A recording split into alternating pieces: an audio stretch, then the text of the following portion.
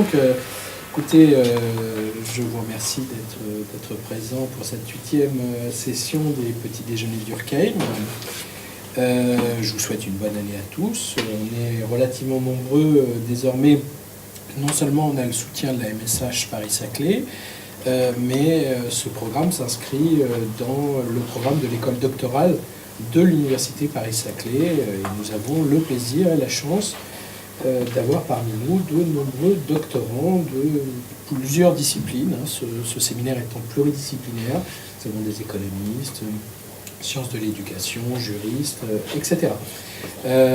Alors, sans transition, je vais passer la parole au directeur de la LSH Paris-Saclay, André Thor, qui va nous dire un petit mot d'accueil. D'accord, merci beaucoup. Je serai très très bref. Qui était beaucoup sur vos débats, vos présentations, surtout que nous-mêmes à 10h, on a le bureau de la MSH, donc il va falloir que je me sauve assez vite, mais je ferai mieux la prochaine fois. Juste pour vous dire à quel point la MSH Paris-Saclay, on est heureux d'accueillir cette nouvelle saison, donc la 8e, des petits déjeuners d'Urkheim. Donc pour nous, c'est très important. La MSH a l'habitude de fournir les repas ou les collations d'accueil, donc c'est de nos traditions. Et là, ça va bien au-delà, évidemment, des petits déjeuners très scientifiques, avec une programmation qui est extrêmement intéressante. Pour nous, cette idée d'un débat ouvert à tous les publics, autour de la présentation d'ouvrages, autour de recherches menées dans les laboratoires en sciences sociales, en SHS, finalement, c'est quelque chose qui est essentiel, il correspond parfaitement aux objectifs de la MSH. C'est-à-dire ouverture aux différents types de sciences sociales, interdisciplinarité, présentation croisée, thématique porteuse. On est vraiment dans le cœur de cette idée. Et le fait que la nouveauté 2019, c'est-à-dire l'ouverture des petits déjeuners au programme de l'école doctorale de l'Université Paris-Saclay, ça c'est quelque chose, d'abord c'est un grand succès qui témoigne du succès des séminaires d'Urkheim, quelque part, et de leur reconnaissance. Et deuxièmement, pour nous, c'est très important parce que ça fait le lien à l'enseignement, avec les étudiants, etc. Voilà, je ne vais pas en dire plus. Je souhaite une très bonne année de travail, une très bonne journée de travail, avec un programme particulièrement alléchant aujourd'hui. Et puis, également, pour vous dire que la MSH Paris-Saclay est là et prête à soutenir toujours toutes les initiatives, aussi bien les petits déjeuners que par ailleurs, quand vous avez des projets, des workshops, des séminaires, de recherche, n'hésitez pas à vous adresser à nous. On est là pour aider les chercheurs et pour favoriser la recherche en sciences sociales et entre les sciences sociales et les autres sciences du site de Paris-Saclay. Voilà, merci beaucoup, bon travail, bonne journée. Merci André. Je vous rappelle, avant d'introduire Maxime, un petit peu le fonctionnement, c'est-à-dire que à chaque séance, donc il y a une séance à peu près par mois, enfin une séance par mois jusqu'en juin, des dates variables en fonction des possibilités des contributeurs. Donc le programme, il est en ligne, vous l'avez, c'est très varié. La première demi-heure est consacrée, comme vous l'avez vu, à un petit déjeuner, on peut échanger, on peut discuter. À partir de 10h, l'intervenant prend la parole pour 1 heure. Et ensuite, nous avons 1 heure d'échange, donc à vos questions.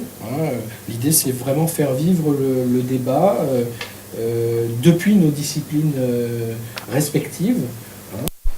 Alors aujourd'hui, on a la d'accueillir Maxime Kijou, qui est chercheur au CNRS, qui est sociologue, mais qui nous propose un travail Adieu au patronat.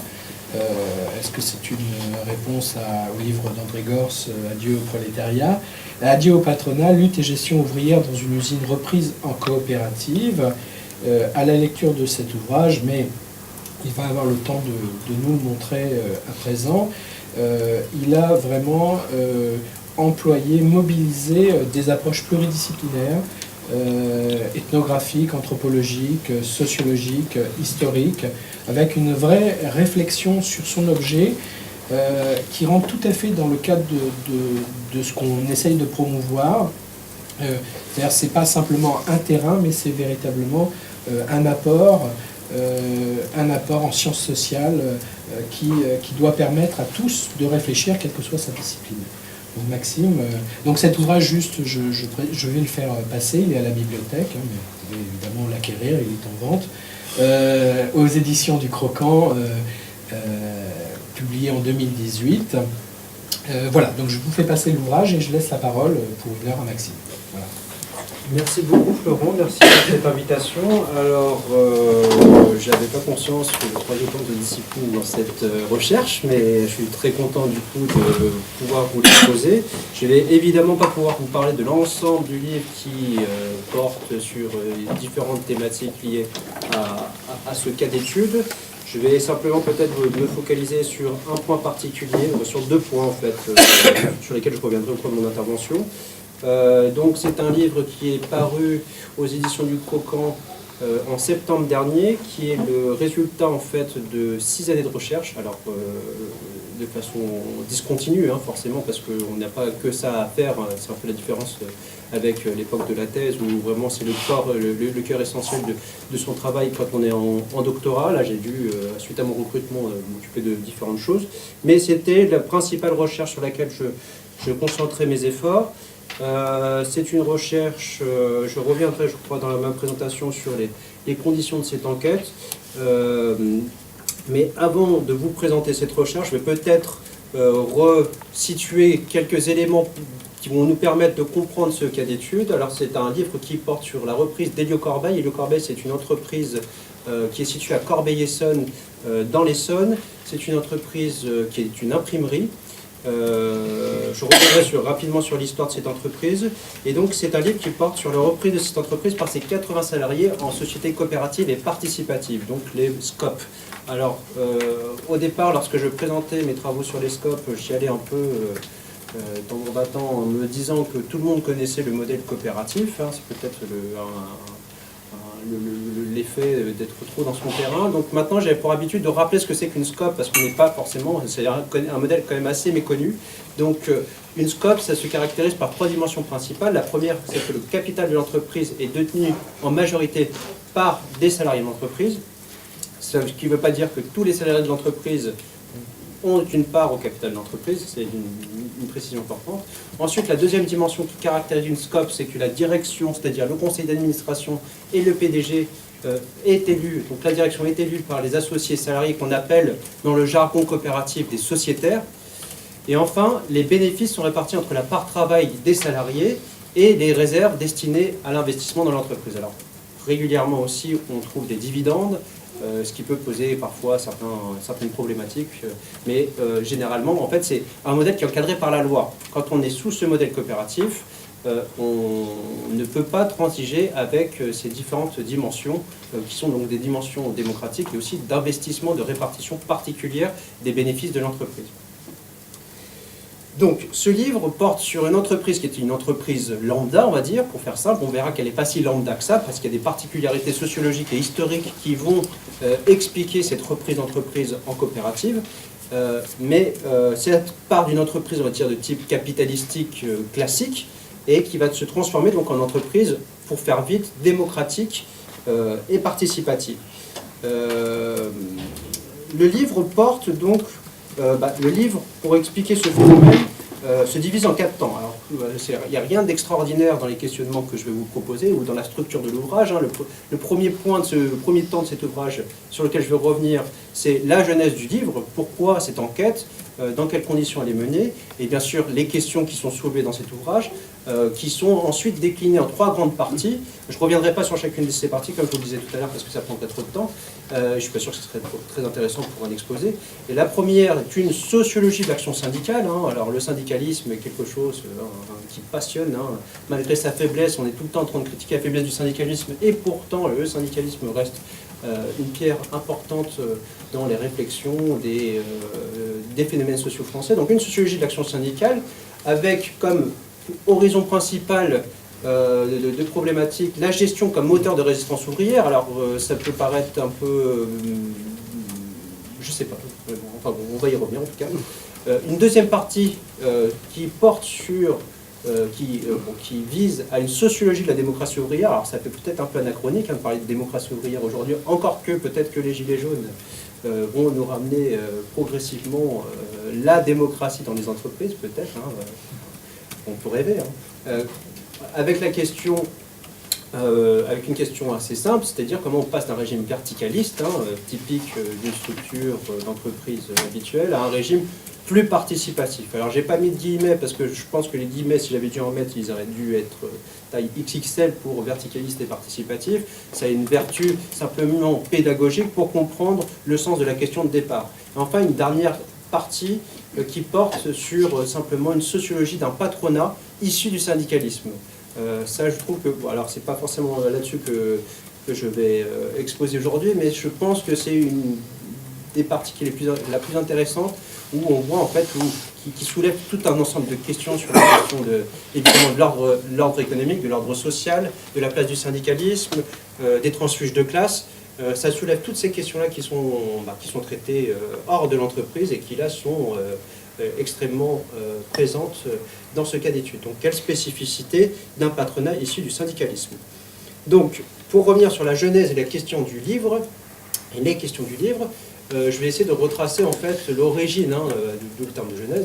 C'est un livre tout d'abord qui s'inscrit dans un parcours de recherche. J'ai soutenu ma thèse en 2009 et cette thèse a été publiée, je vous ai mis la couverture du livre issu de ma thèse publiée en 2011. Ma thèse, j'ai soutenu une thèse donc en 2009 sur 2 usines, ce qu'on appelait les usines récupérées d'Argentine par ses salariés dans un contexte de crise généralisée. Donc une crise généralisée, c'est-à-dire une crise économique, sociale qui a débouché sur une crise politique au début des années 2000.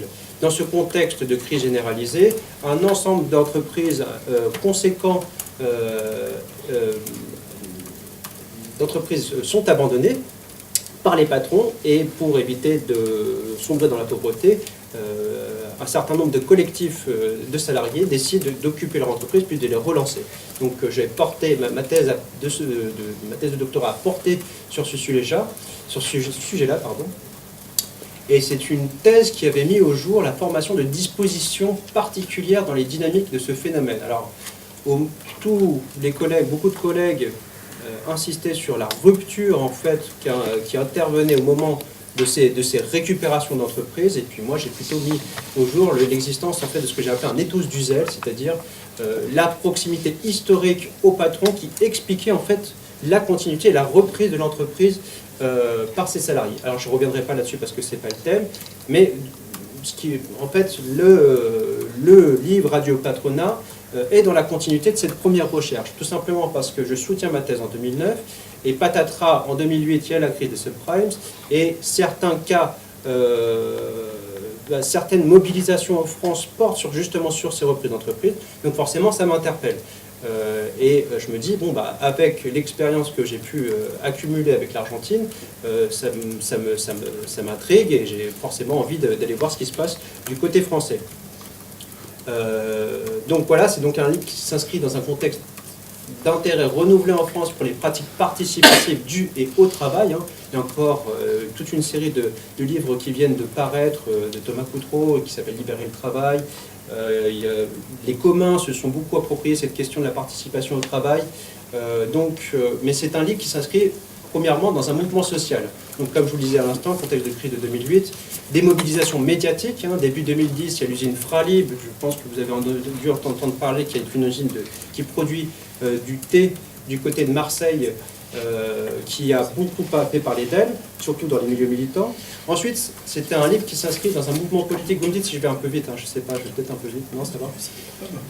Dans un mouvement politique, alors ça commence un petit peu à dater, puis il y a tellement d'événements qui sont venus s'ajouter depuis dans le contexte politique français qu'on a peut-être un peu oublié, mais au moment des élections de 2012, c'est un sujet qui s'invite dans le débat des élections présidentielles, et les 2 grands favoris de l'élection présidentielle soutiennent un cas de reprise d'entreprise. Alors je ne sais pas si vous vous souvenez que Sarkozy, par exemple, en 2012 a soutenu le cas de Sifrance, qui s'est transformé ensuite en MyFairyLink. C'était un projet qui était soutenu par des délégués de la CFDT, et Hollande qui avait soutenu le cas de Fralib, qui a ensuite été officiellement repris par les salariés de l'époque, menés par des délégués CGT. Au cours du mandat de François Hollande, il y a quand même la loi Hamon qui est votée le 31 juillet 2014, qui vise entre autres à développer le secteur coopératif par différents dispositifs, le droit à l'information, les scopes d'amorçage, la banque publique d'investissement. Bon, on pourra peut-être revenir sur ces dispositifs parce que Ils ont un effet extrêmement limité pour l'instant. Alors, tout ça, ça s'inscrit dans des batailles au sein du patronat français qui sont très intéressantes à étudier, je pense, et qui limitent très fortement en fait le développement du mouvement coopératif. Hein. Le grand patronat n'est pas forcément très favorable à ce type de modèle d'entreprise. Et enfin, donc, dans un mouvement économique plus général, hein, ce livre s'inscrit, grâce à une politique active du mouvement SCOP, donc du mouvement coopératif, on assiste à une progression importante du nombre de créations coopératives depuis un demi-siècle, mais surtout depuis le début des années 2000. Alors vous voyez qu'à partir des années 80, ça augmente, hein, et puis vraiment, il y a une augmentation très forte, une hausse très forte à partir des années 2000. Alors, une fois que j'ai dit ça, il faut tout de suite relativiser, parce qu'aujourd'hui, effectivement, on compte presque 3200 unités en SCOP, réunissant plus de 57 000 salariés. Alors déjà, on voit que le nombre n'est pas extraordinaire, ça fait beaucoup. Mais ceci dit, bon, alors le mouvement n'a jamais été aussi important, mais cette hausse reste toutefois nuancée pour trois raisons. Alors principalement, la première, c'est que cette hausse provient principalement de la constitution de sociétés coopératives à intérêt collectif, les SIC, je ne sais pas si vous avez entendu parler des SIC, qui portent vraiment cette croissance du mouvement coopératif. On y reviendra peut-être sur les SIC, c'est des coopératives un peu particulières dans lesquelles le capital est ouvert d'une entreprise ou d'une entreprise au pouvoir public. Donc c'est beaucoup les pouvoirs publics, d'une certaine manière, indirectement, qui portent cette progression coopérative. Le deuxième point qui permet de nuancer cette hausse, c'est que le mouvement SCOP... Tu veux dire que c'est l'État qui finance... Indirectement, très indirectement, parce qu'il y a les consommateurs aussi dans les SIC qui participent au capital de l'entreprise. Donc c'est un modèle qui gonfle beaucoup. C'est pas du tout des entreprises coopératives classiques, on va dire. Hein. C'est des entreprises qui portent beaucoup sur le domaine du social, qui sont donc des modèles un petit peu différents. Alors ça change pas grand-chose parce qu'il faut quand même que ces entreprises soient rentables, etc. Sauf que le dispositif coopératif est un peu différent, ce qui fait que je pense que c'est une nuance qui est quand même importante parce que ça ne renvoie pas au même modèle de développement du mouvement coopératif que des entreprises coopératives ordinaires qui sont là pour vendre un produit et faire des bénéfices, etc. Je pense que c'est... D'ailleurs, je suis en train de bosser là-dessus, on y reviendra peut-être dans la discussion. Ça doit générer, je pense, certains conflits au sein du mouvement coopératif. Donc le mouvement SCOP reste relativement faible, notamment, comme je vous le disais, 57 000 salariés, c'est pas grand-chose. Hein, mais le mouvement SCOP reste relativement faible, surtout si on compare avec l'Italie et l'Espagne, où là on a respectivement 15 000 et 17 000 entreprises coopératives pour 3 200 entreprises en France. Et enfin, le nombre de reprises au sein des créations demeure très faible. Les reprises, c'est vraiment un peu l'étendard malgré lui, hein, malgré le mouvement SCOP. Hein, le mouvement SCOP, pour lui, les reprises d'entreprise, c'est une très mauvaise pub pour le mouvement. Parce qu'ils défendent une image de plus en plus forte de secteurs capitalistiques comme les autres. Donc le fait que des salariés soutenus par la CGT, hein, je me souviens d'un entretien qui était assez édifiant là-dessus, où l'une des responsables des reprises me disait « mais pour nous c'est catastrophique quand on a des images des images de drapeaux rouges, de salariés qui occupent leur usine. Nous, on n'est pas du tout favorable à ça, souvent parce que c'est des entreprises qui sont déjà qui ont de grosses difficultés économiques, donc ça va être elles sont sur le point de fermer, donc c'est pas à nous en tant que mouvement coopératif de devoir faire la voiture balai du capitalisme. Alors ça c'est un propos qui est très ancien du mouvement coopératif, donc il y a ce propos-là, et puis ensuite il y a une volonté de montrer une image beaucoup plus policée du mouvement coopératif. Voilà, donc le nombre de reprises au sein des créations demeure très faible, donc on en compte en moyenne 10% par an pour l'ensemble des nouvelles SCOP. Donc c'est très très faible hein, le nombre de reprises au sein du mouvement coopératif. Alors enfin, le monde intellectuel, hein, au sens large, est également saisi, ou est également saisi par ce renouveau participatif du travail. Alors le domaine de la gestion et des sciences économiques, forcément, hein, beaucoup de recherches s'intéressant aux vertus du modèle SCOP en comparaison des entreprises conventionnelles. Hein, c'est vraiment l'angle d'attaque principal en se demandant dans quelle mesure, quand l'entreprise est plus humaine, elle est plus performante. Alors c'est une question voilà, qui est très souvent posé dans le domaine de la gestion et des sciences économiques. Dans le domaine historique, à la faveur de mai 68, il y a eu des revisites de l'insubordination ouvrière, pour reprendre les termes de Xavier Vignard. Il y a Guillaume Gourgue, un politiste, qui vient de publier l'année dernière un livre sur l'IP et sur... alors c'est un livre un peu atypique, puisqu'il redonne en fait la parole à Claude Neuschwander, qui était le repreneur de l'IP entre 74 et 76, si je ne me trompe pas, avec une lecture politico-historique de la place de l'IP dans cette période-là sur l'essor du néolibéralisme, pour faire court. Et enfin, il y a Franck Georgy, qui est un historien de la Sorbonne, qui vient de sortir un ouvrage que j'ai commencé, qui est tout à fait exceptionnel sur la gauche française et l'autogestion yougoslave, que je vous recommande, qui est vraiment très documenté, très détaillé, très fin. Donc voilà, les historiens aussi se saisissent aussi de ces questions-là. Et enfin, le domaine sociologique, avec des dossiers sur les formes de participation ouvrière, puis ma petite contribution à ces questions par l'intermédiaire des actions collectives du travail. Enfin, le domaine philosophique et idéologique, comme je vous le disais tout à l'heure, par l'intérêt porté aux questions de citoyenneté dans l'entreprise et la jonction avec des formes de citoyenneté en dehors de l'entreprise, et bien sûr l'intérêt des communs pour cette question-là. Alors, parmi toute cette littérature, il y a finalement assez peu d'ouvrages qui portent sur les dimensions empiriques des pratiques participatives du travail. Tout ça, c'est encore extrêmement théorique, où ça passe beaucoup par des méthodes plutôt portées sur du déclaratif, c'est-à-dire les entretiens, etc.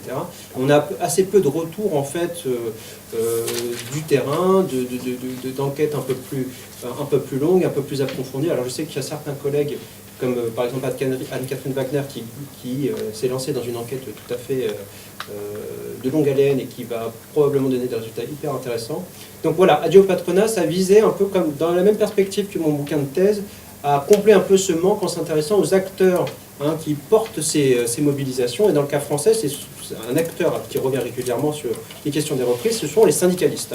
Donc c'est pas moi qui me suis intéressé aux syndicalistes, c'est plutôt le terrain qui m'a porté vers les syndicalistes. Alors, on peut imaginer que défendre la sauvegarde de que lutter pour la sauvegarde de l'emploi semble aller de soi pour des représentants du personnel. C'est d'ailleurs ce qu'ils font régulièrement, malgré eux, au cours des restructurations, comme l'ont bien montré les travaux d'Annette Jaubert ou de Claude Didry. Pourtant, reprendre son entreprise pour des syndicalistes est loin d'être une initiative qui va de soi.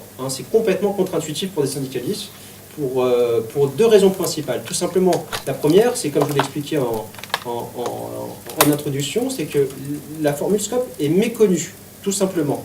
Les syndicalistes ne sont pas plus informés sur ce dispositif-là que les autres salariés, que le reste de la population française. Donc, par exemple, pour vous donner un indicateur, sur les 60 000 liquidations ou redressements judiciaires qu'il y a par an, on compte une dizaine de reprises. Donc, ça montre... Alors, probablement des difficultés pour reprendre, un ensemble d'obstacles pour reprendre son entreprise, mais aussi le premier obstacle, me semble-t-il, c'est que les gens ne connaissent pas en fait ce modèle de reprise d'entreprise. Ensuite, on peut s'imaginer les défis humains, juridiques et financiers que pose une reprise d'entreprise. Humainement, tout simplement, sans parler même du juridique, de l'économique, on s'imagine bien que c'est pas facile pour un syndicaliste de devenir le patron du reste de ses collègues. Donc il y a un ensemble de défis qui freinent, on va dire, ces reprises menées par des syndicalistes. Et enfin, tout simplement, la méfiance historique du syndicalisme à l'égard du mouvement coopératif. Alors, dans l'introduction, là, je ne reviendrai pas sur cette question-là dans mon exposé, mais dans l'introduction du livre, j'y reviens quand même de façon un peu approfondie, parce que je pense que c'est un peu le cœur aussi du problème du tabou de la gestion, pour reprendre le terme de Jean Lochkin, qui freine grandement en fait les reprises d'entreprise et le fait que la reprise soit une composante du répertoire d'action collective du syndicalisme. Donc, l'émergence de telles initiatives syndicales pose donc une série de questions sur certaines transformations actuelles du syndicalisme. J'ai essayé de voir comment ces reprises, ces modalités d'action syndicale peuvent interroger plus largement le syndicalisme. Alors, comme je vous l'ai montré à l'instant, il s'agit encore d'actes isolés, bien sûr, mais ils mettent en lumière ces actes isolés des pratiques qui peuvent particulièrement discuter certains résultats actuels sur l'évolution du syndicalisme hexagonal. Alors, avec un taux situé de 8%, autour de 8% de la population salariée, on le sait maintenant, le syndicalisme français aurait connu le déclin à la fois le plus fort et le plus brutal de l'ensemble des pays occidentaux. Alors l'une de ces raisons de ce déclin brutal résiderait dans la professionnalisation syndicale, c'est-à-dire ce processus de verticalisation des positions des militants, des préoccupations et des pratiques provoquées par la multiplication et la complexification des tâches du travail syndical. Désormais, si l'on en croit certains chercheurs, cette professionnalisation serait la cause principale ou l'une des causes fortes de la particularité du déclin français. Détournées des préoccupations des salariés, les organisations syndicales ne seraient plus des organisations représentatives vers lesquelles les salariés se tourneraient. La reprise d'entreprise en scope par des syndicalistes constitue une occasion très heuristique, me semble-t-il, de discuter cette thèse et plus largement celle de la démocratisation de l'action syndicale pour deux raisons principales. Alors, la première tient à l'origine de ces initiatives. Dans quelle mesure les savoirs acquis au cours des carrières syndicales constituent-ils des leviers d'action collective pour les reprises d'entreprise par les salariés? Ça, c'est une des premières questions. La professionnalisation peut-elle constituer un rempart contre les restructurations? Donc je prends un peu à contre-pied les thèses qui sont un peu défendues sur la question du syndicalisme en disant, bon, ok, je nie pas que ces phénomènes de professionnalisation qui est un peu, en fait, le cache-sexe, pour ne pas dire la bureaucratisation des organisations syndicales. Je ne dis pas que ces phénomènes de bureaucratisation et de professionnalisation n'existent pas au niveau, par exemple, des confédérations. Je dis simplement qu'on ne peut pas limiter la question de la professionnalisation à ce simple phénomène. Pas simple, mais à cet unique phénomène. La deuxième raison tient aux formes d'appropriation démocratique incitées par le statut coopératif. Le syndicalisme, dans ses formes actuelles, peut-il se réformer et se démocratiser? Dans quelle mesure le modèle participatif des SCOP peut-il y contribuer? Donc voilà, deux grands corps de questions qui façonnent cet ouvrage et sur lesquels je vais revenir en partie au cours de cet exposé. Donc, l'objectif de ce livre il est assez simple, il vise à incarner et historiciser un phénomène participatif, notamment en formulant l'hypothèse suivante, qui décline des problématiques que je viens de vous exposer. Dans un contexte de financiarisation de l'économie, la professionnalisation syndicale constitue une source de résistance salariale qui, à mesure des restructurations, conduira à la reprise de l'entreprise. J'invente rien, je suis vraiment dans la continuité de travaux d'Annette, de Claude, qui l'avaient vu sous d'autres aspects au moment de leurs travaux. Donc, autrement dit, la reprise apparaît moins comme un renouveau démocratique que les habits neufs de la professionnalisation syndicale, dans un premier temps en tout cas. Elle n'empêche cette professionnalisation pour autant que des formes de démocratie ouvrière, originales bien que limitées, apparaissent notamment grâce au maintien des mandataires dans l'appareil productif. Qu'est-ce que je veux dire par là? C'est qu'au moment, on le reverra de toute façon dans la suite de mon propos, mais au moment de constituer la nouvelle direction, ces salariés et ces syndicalistes vont mettre plein de gens qui continuent à travailler dans les ateliers. Et ça va avoir une incidence considérable sur le fonctionnement de la coopérative, comme je vous le montrerai par la suite. Juste 3 petits points méthodologiques. C'est une enquête donc, que j'ai menée d'octobre 2012 à février 2018, mêlant donc une méthode ethnographique, qui est une composante importante de ce livre, donc une observation participante qui s'étale sur 22 semaines, entre octobre 2012 et avril 2013, et qui s'accompagne de récits de vie. Alors j'ai eu la chance de faire un terrain avec un accès incroyable, c'est-à-dire que la direction de cette entreprise m'a mis à disposition un bureau dans lequel je pouvais recevoir les salariés, faire les entretiens, donc directement sur place. Je n'avais pas besoin de me déplacer, aller au café comme on fait régulièrement, etc. J'avais un bureau à disposition et surtout j'avais carte blanche pour aller voir l'ensemble en fait des salariés qui étaient au travail. J'ai eu une condition supplémentaire d'accès, c'est-à-dire que je pense que c'est un aspect qu'on n'a pas forcément mesuré, c'est que l'automatisation du travail permet en fait de discuter avec les salariés en fait. C'est beaucoup de travail de contrôle comme je vais vous montrer, Et ce qui fait que les salariés sont très disponibles en fait, et au contraire sont très demandeurs de discussion parce que ça rompt un peu la monotonie du travail. Donc ça m'a permis de faire un gros travail de terrain.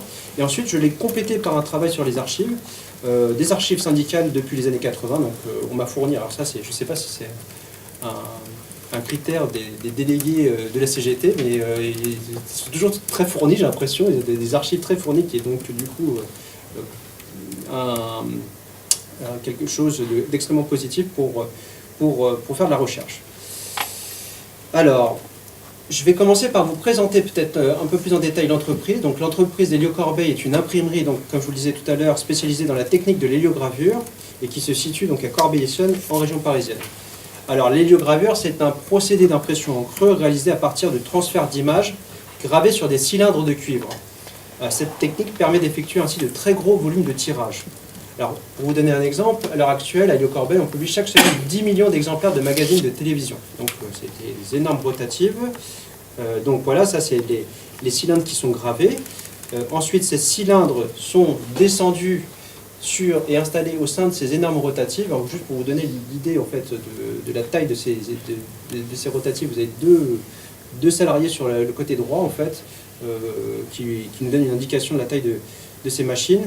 Alors, on voit bien à gauche le cylindre qui est installé au sein de la rotative et les journaux qui sortent en bout de chaîne. Alors, cette usine est une usine caractéristique de ce qu'on appelle les forteresses ouvrières. Comme je vous le disais tout à l'heure, c'est une entreprise lambda et en même temps, c'est pas du tout une entreprise lambda au regard de son histoire et de sa sociologie. Déjà, c'est une usine bicentenaire qui constitue un patrimoine de la ville. C'est une usine qui naît dans les soubresauts de la Révolution française et qui a toujours, en fait, qui n'a jamais bougé de l'endroit où elle est. Pour vous donner une idée, elle est située sur un boulevard qui porte le nom du créateur de l'imprimerie. Donc c'est vraiment un patrimoine très important de l'entreprise. Alors c'est une usine familiale. Plusieurs générations de Corbeillois ont travaillé dans cette entreprise. Et le recrutement des salariés actuels provient d'un parent ou de l'école de formation de l'entreprise. Donc on voit qu'il y a un entre-soi assez particulier. Alors ensuite, c'est une usine très prestigieuse jusqu'aux années 2000, en particulier dans les années 90. Alors grâce aux archives, j'ai pu reconstituer tout, le comprendre en fait, c'est-à-dire que l'usine profite d'un parc industriel de pointe, de nombreux investissements. J'ai calculé qu'il y avait un demi-milliard de francs entre 79 et 99 qui étaient investis dans cette entreprise. Et ce prestige est aussi porté par des travaux de qualité. Donc Paris Match, Elle, Le Chasseur Français, Playboy, etc. Alors, on ne juge pas du contenu, bien entendu, ici, mais de la qualité de l'impression. Et tout ça, c'est permis par un grand groupe de presse. Pendant très longtemps, pendant une vingtaine d'années, cette entreprise appartient à Hachette, qui est le leader mondial de la presse. Alors, les salariés travaillent dans des conditions, connaissent des conditions de travail très éprouvantes, le travail posté, exposition au toluène qui est un hydrocarbure qui est extrêmement nocif pour la santé, la poussière de papier, le bruit, mais ces conditions de travail sont compensées par des salaires attractifs. Le poste le moins qualifié, celui de receveur par exemple aujourd'hui, avoisine les 2000 € net. La moyenne des salaires s'établit autour de 2500 € net, ce qui pour le groupe ouvrier et pour d'autres aussi, sont des salaires plutôt attractifs. Bon, on travaille vite. Quand même la pénibilité qui permet d'expliquer ces salaires. Mais travailler à Hélios-Corbeil suppose aussi entrer et évoluer dans un groupe ouvrier caractérisé par la puissance de la CGT. Pour vous donner un ordre d'idée, en 1996 par exemple, un tiers des effectifs de l'usine est affilié à ce syndicat, 150 sur 449, qui obtient près de 90% des suffrages chez les ouvriers aux élections professionnelles. Mais y compris au sein des cadres, la CGT est majoritaire, devançant de près de 20 points sa seule opposante régulière, la CFE-CGC. Donc on voit qu'il y a une présence extrêmement massive de la CGT. Alors, de ce qu'on m'a décrit et aussi de ce qui revient des archives, les archives sont extrêmement précises. Les PV par exemple de CE ne se contentent pas simplement de donner quelques indications, quelques notes, sont extrêmement détaillés.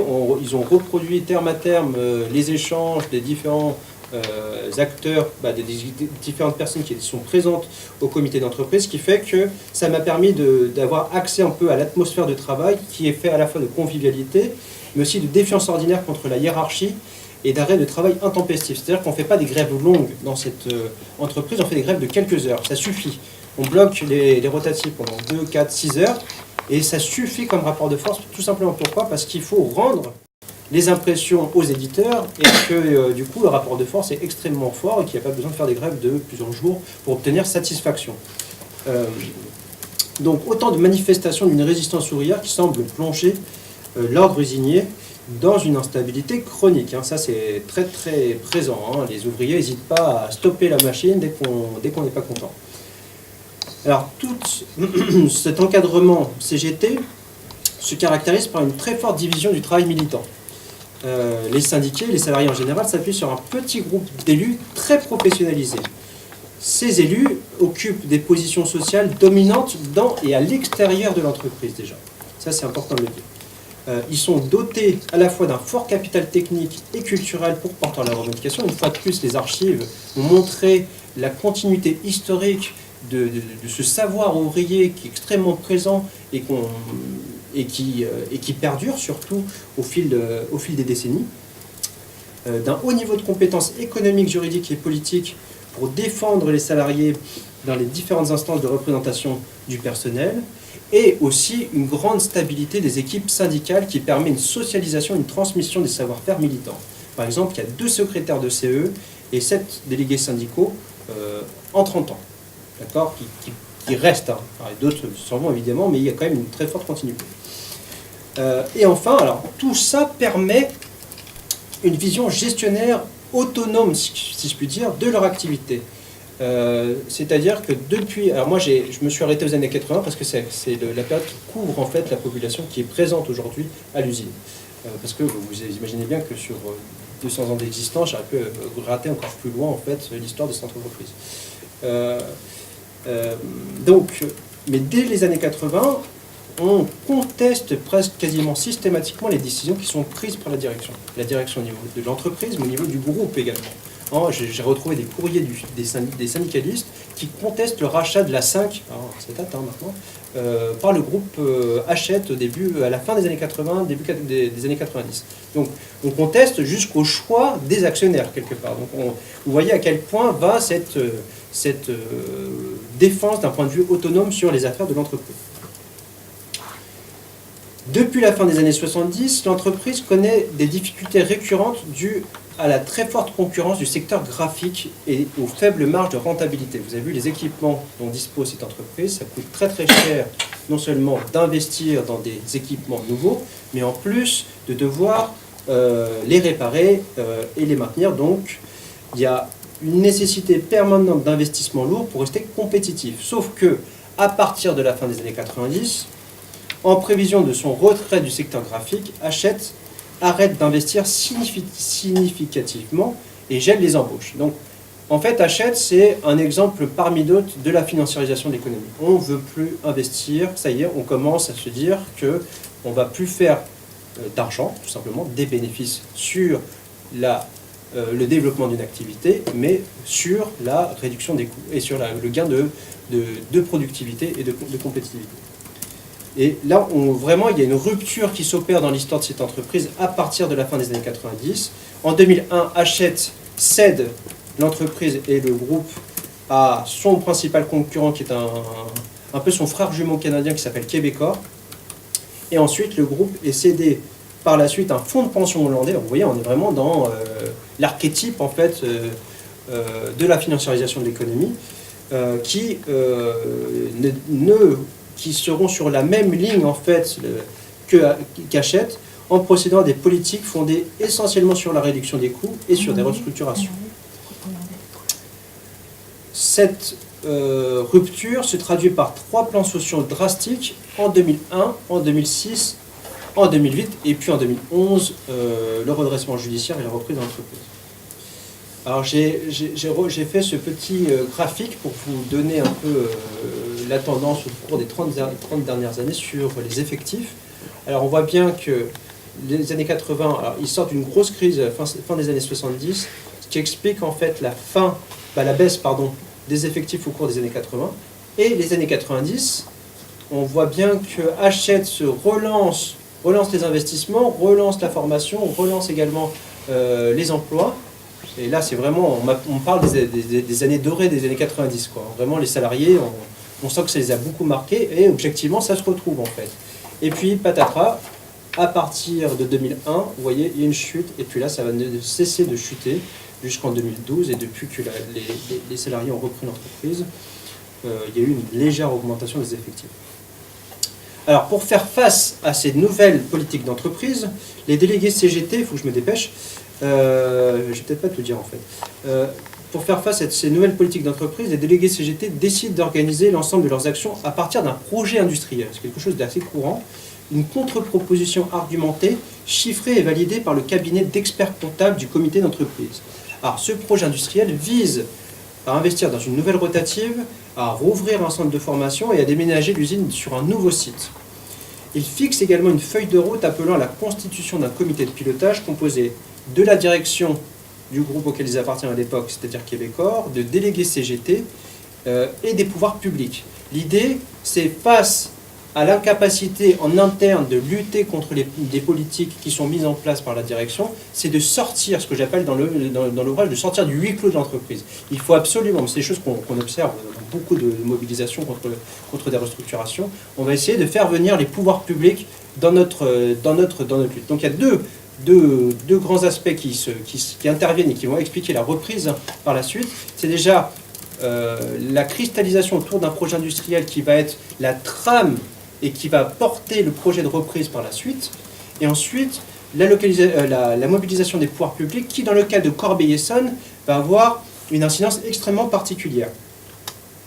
Donc, en parallèle d'un ensemble de mobilisations, blocage de la ville, invasion du conseil municipal, porte ouverte l'organisation de journée porte ouverte de l'entreprise, ce projet industriel participe progressivement à une substitution des syndicalistes au rôle d'administrateurs, laissés vacants par les multinationales.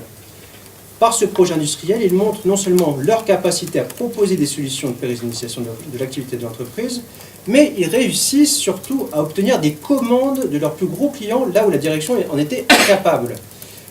Vraiment, la multinationale leur dit on est obligé de restructurer parce qu'on n'a plus d'activité, les clients ne veulent plus, on a moins de clients, on a moins de commandes, donc forcément, on est obligé de réduire la voilure et donc de réduire les effectifs. Sauf que les syndicalistes vont réussir, grâce aux journées portes ouvertes qu'ils organisent peu de temps avant la restructuration, à obtenir le renouvellement d'une commande du principal client de l'entreprise, qui s'avère être, suspense, le maire de la commune. Et qui est le maire de la commune à cette époque-là? Vous le savez tous, Serge Dassault. C'est Serge Dassault. Serge Dassault, voilà. Donc, effectivement, les salariés profitent d'une situation locale très particulière, puisque le maire de la commune sur laquelle est située l'usine est aussi leur principal client, Serge Dassault. Alors, je vous ai reproduit en fait ce petit plan pour vous montrer à quel point la localisation en fait de cette entreprise est déterminante en fait dans la reprise de cette entreprise. Ils sont à pied, à 4 minutes de la mairie. Donc, le local du CE est extrêmement grand, c'est de là d'où on organise toutes les mobilisations de l'entreprise.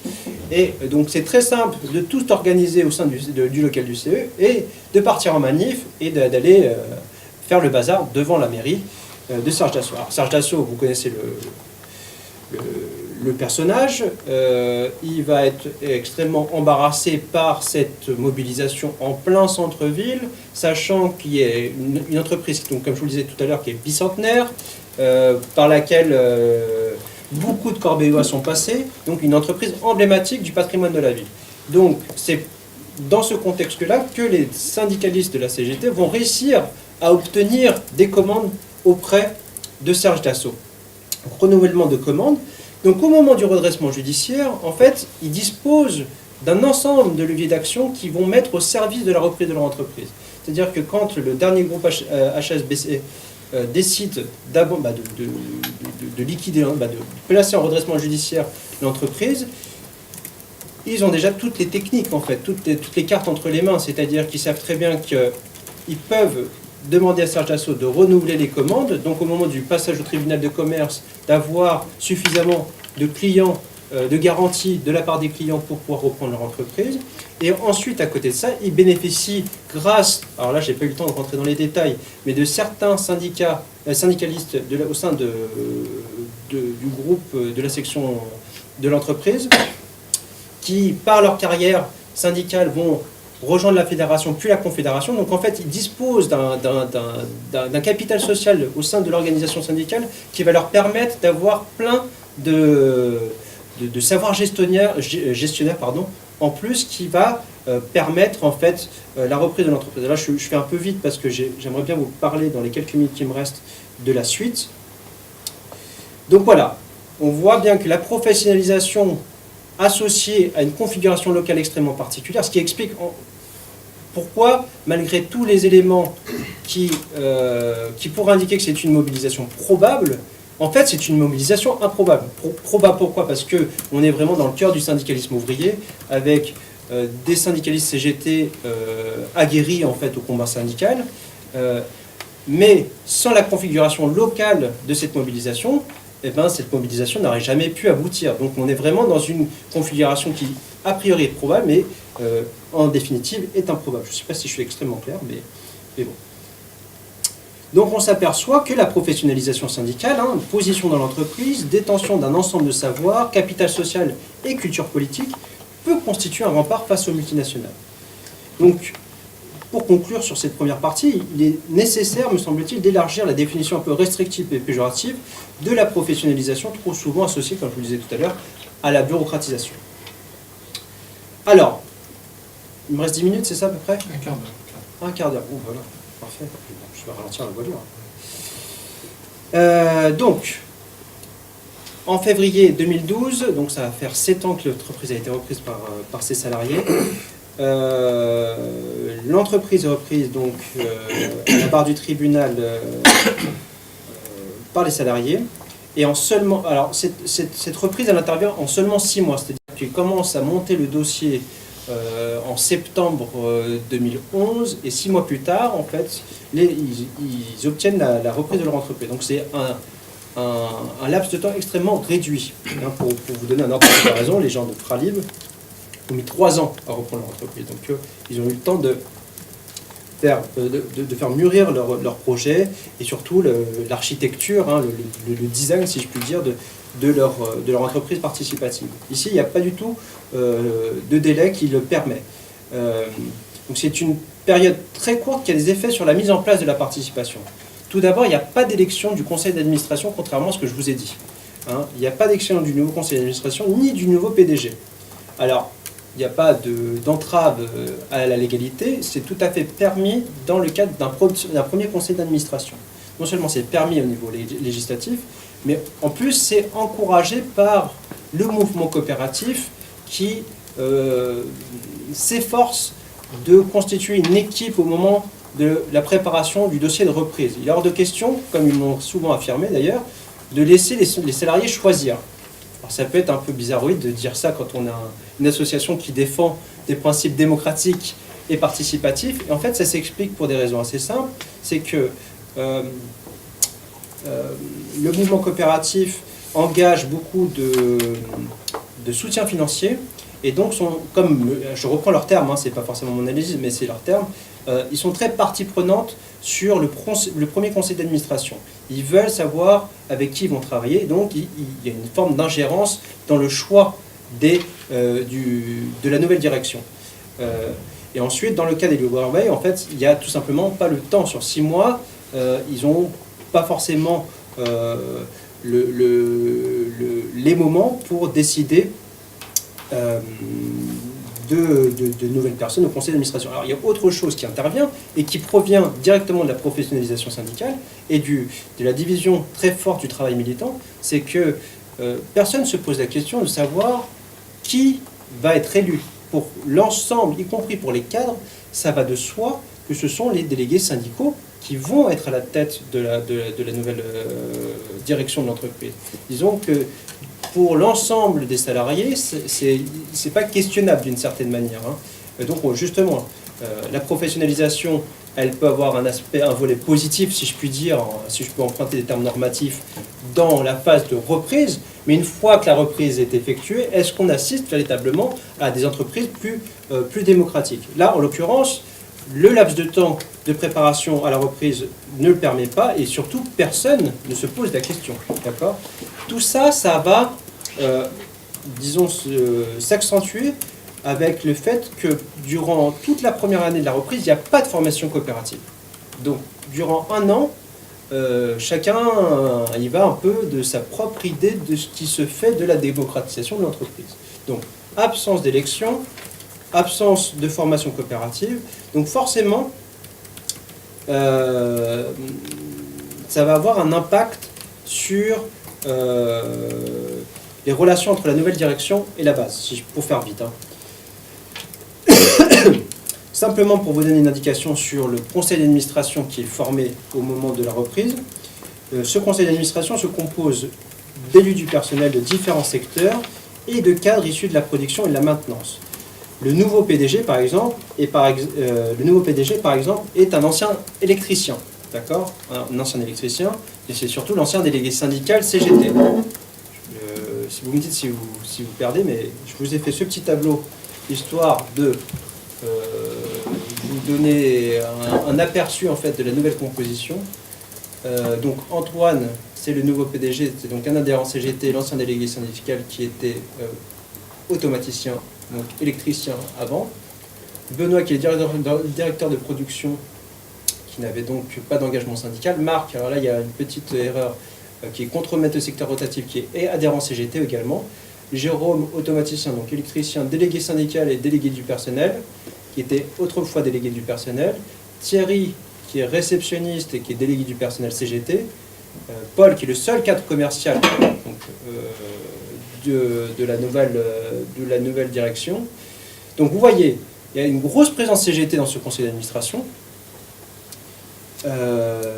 qui va avoir une incidence très forte en fait sur les dynamiques démocratiques de cette entreprise. Alors, cette situation conduit à ce que j'ai appelé des visions socialement différenciées de la participation qui vont être constitutives d'une série de conflits. Alors ça, c'est très intéressant parce que pendant très longtemps, en fait, la CGT concentre en fait ces deux facettes qui vont rentrer en conflit au moment de la reprise, mais qui n'entrent jamais en conflit parce qu'ils ont un patron en face.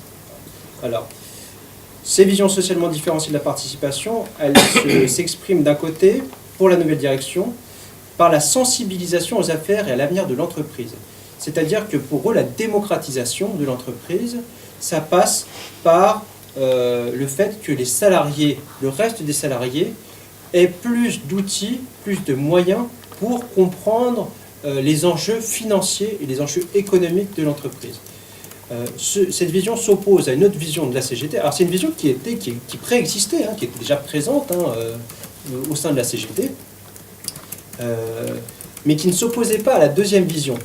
La deuxième vision, qui est portée par une partie des associés, c'est que la démocratisation constitue une extension des domaines de la démocratie sociale.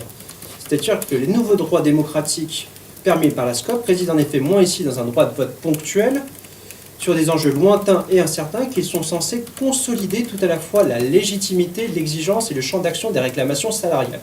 Donc on voit bien que c'était deux faces d'une même monnaie, en fait. D'un côté, pile, si je puis dire, la vision de la nouvelle direction qui passe par les soucis de pérennisation de l'entreprise et du métier, et face, si je puis dire, les revendications de type un peu plus matérialiste de la base de la CGT. Ici, sous l'effet de la reprise, ça se dissocie et ça s'oppose.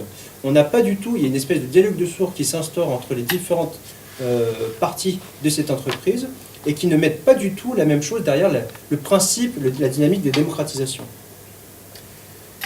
Mais une fois qu'on a observé ça, alors il y a une troisième dimension de la participation sur laquelle je ne reviens pas dans mon exposé, mais qui est celle de la loyauté. Il y a beaucoup de salariés qui ne participent pas à ces conflits, tout simplement parce qu'ils font confiance et qui estiment qu'il faut laisser le temps en fait, à la nouvelle direction de pouvoir se faire la main, si je puis dire, et surtout qui sont extrêmement redevables d'avoir pu sauver les emplois et surtout observe que la nouvelle direction investit là où les anciennes directions n'investissaient plus. Mais alors, au-delà d'une reproduction d'une division sociale de type syndical au sein de cette entreprise, on assiste à ce que j'appelle un contrôle ouvrier indirect mais extrêmement puissant. Et je finirai là-dessus. Lors des réunions, alors c'est peut-être une précision que j'ai oublié de vous signaler tout à l'heure, on m'a permis d'assister à l'ensemble des conseils d'administration de l'entreprise, ce qui m'a permis d'avoir une vision vraiment à différentes échelles de la reprise de l'entreprise. Je pouvais accéder aux ateliers et puis je pouvais accéder à la direction, ce qui fait que ça m'a permis d'avoir une vision vraiment de l'ensemble et de comprendre beaucoup mieux les logiques qui étaient en cours dans cette entreprise. Donc lors des réunions de conseil d'administration, les questions financières et commerciales occupent une place souvent moindre que des discussions d'ordre productif ou organisationnel. Comme le climat social de l'entreprise, par exemple. Le climat social, ça revient très souvent lors des réunions de conseil d'administration. Pourtant, ce n'est pas le lieu, a priori. Alors, la nature des contrats et des appels d'offres renseigne ce déséquilibre. Les contrats ont des durées de 3 ans et structurent fortement le marché. Donc forcément, le conseil d'administration, le pro du conseil d'administration ne va pas revenir systématiquement sur les appels d'offres ou sur le marché. Mais la composition ouvrière et syndicale de cette instance l'explique peut-être plus encore, d'accord ? Comme je vous l'ai signalé juste avant, plus des 2/3 des membres du conseil d'administration appartiennent en effet à la production et sont en ce sens en contact permanent avec les associés, notamment les plus contestataires. Ils entretiennent avec eux des relations parfois anciennes et sont donc sensibles aussi bien à leurs arguments qu'à la préservation d'un climat apaisé au sein de leurs équipes. Je remets peut-être juste un peu en arrière. On a un contremaître, on a un directeur de production. Le directeur de production, il est dans les ateliers. Il n'est pas du tout du côté des administratifs. Alors là, le réceptionniste, il est un peu plus à l'écart. Il y a un autre contremaître qui est au secteur rotatif. Ensuite, après, on a donc un automaticien qui travaille toujours aussi au sein des ateliers. Donc tous ces gens-là, au moment de prendre des décisions au conseil d'administration, se disent « Ouh là là là là, il faut qu'on fasse extrêmement attention parce que derrière, les gars, ils vont me pourrir. S'ils apprennent qu'on a pris telle décision, ça va avoir un impact sur mes propres conditions de travail au sein des ateliers. » Donc, au cours des assemblées générales, il y a très peu de participation des salariés aux décisions qui sont prises, mais la décision, elle passe par d'autres réseaux, par d'autres formes de participation, qui consiste simplement à demander des comptes à chaque membre du conseil d'administration au sein de ces ateliers. C'est-à-dire, quelle décision vous avez prise et pourquoi vous avez pris cette décision. Et puis, ça serait bien que vous fassiez ça. Et pourquoi vous ne souciez pas, par exemple, des tabourets qu'il faudrait changer dans les douches, etc. Donc, à chaque fois qu'ils étaient sur le point de prendre une décision, ils pesaient vraiment le pour et le contre, comme je vous le disais à l'instant, tout simplement parce qu'ils sont sensibles par leur propre trajectoire cégétiste à certaines dimensions du travail.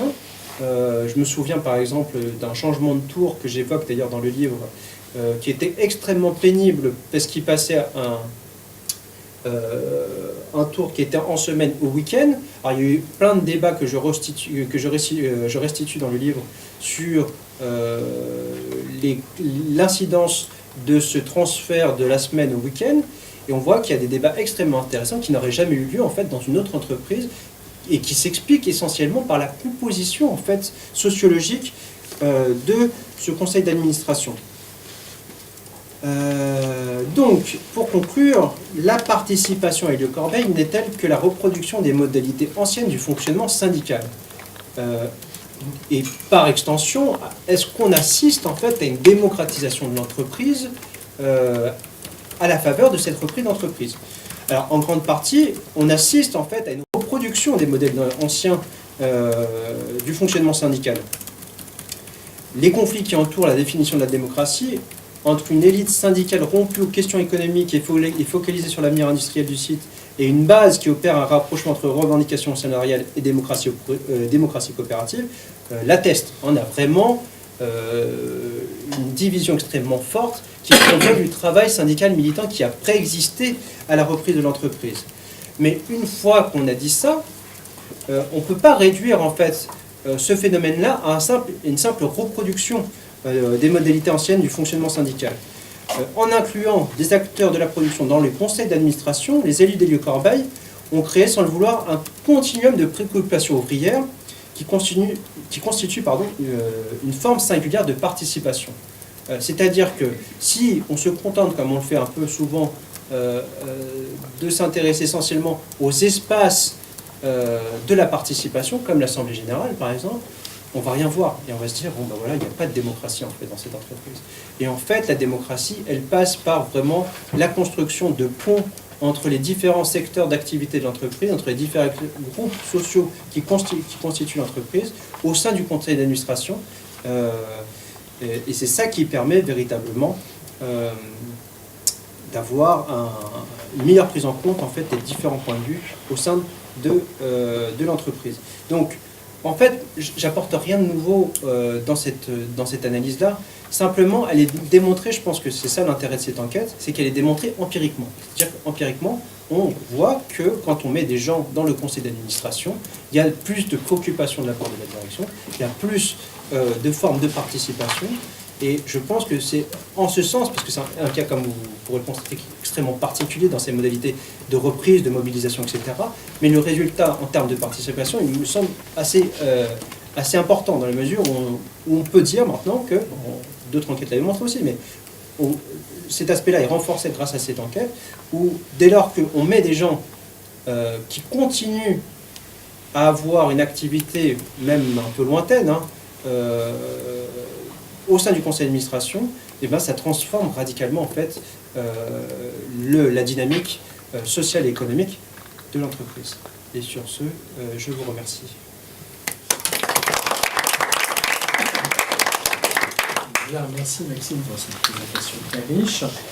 Je pense que beaucoup de monde autour de la table va avoir des questions. Moi, j'en ai de nombreuses.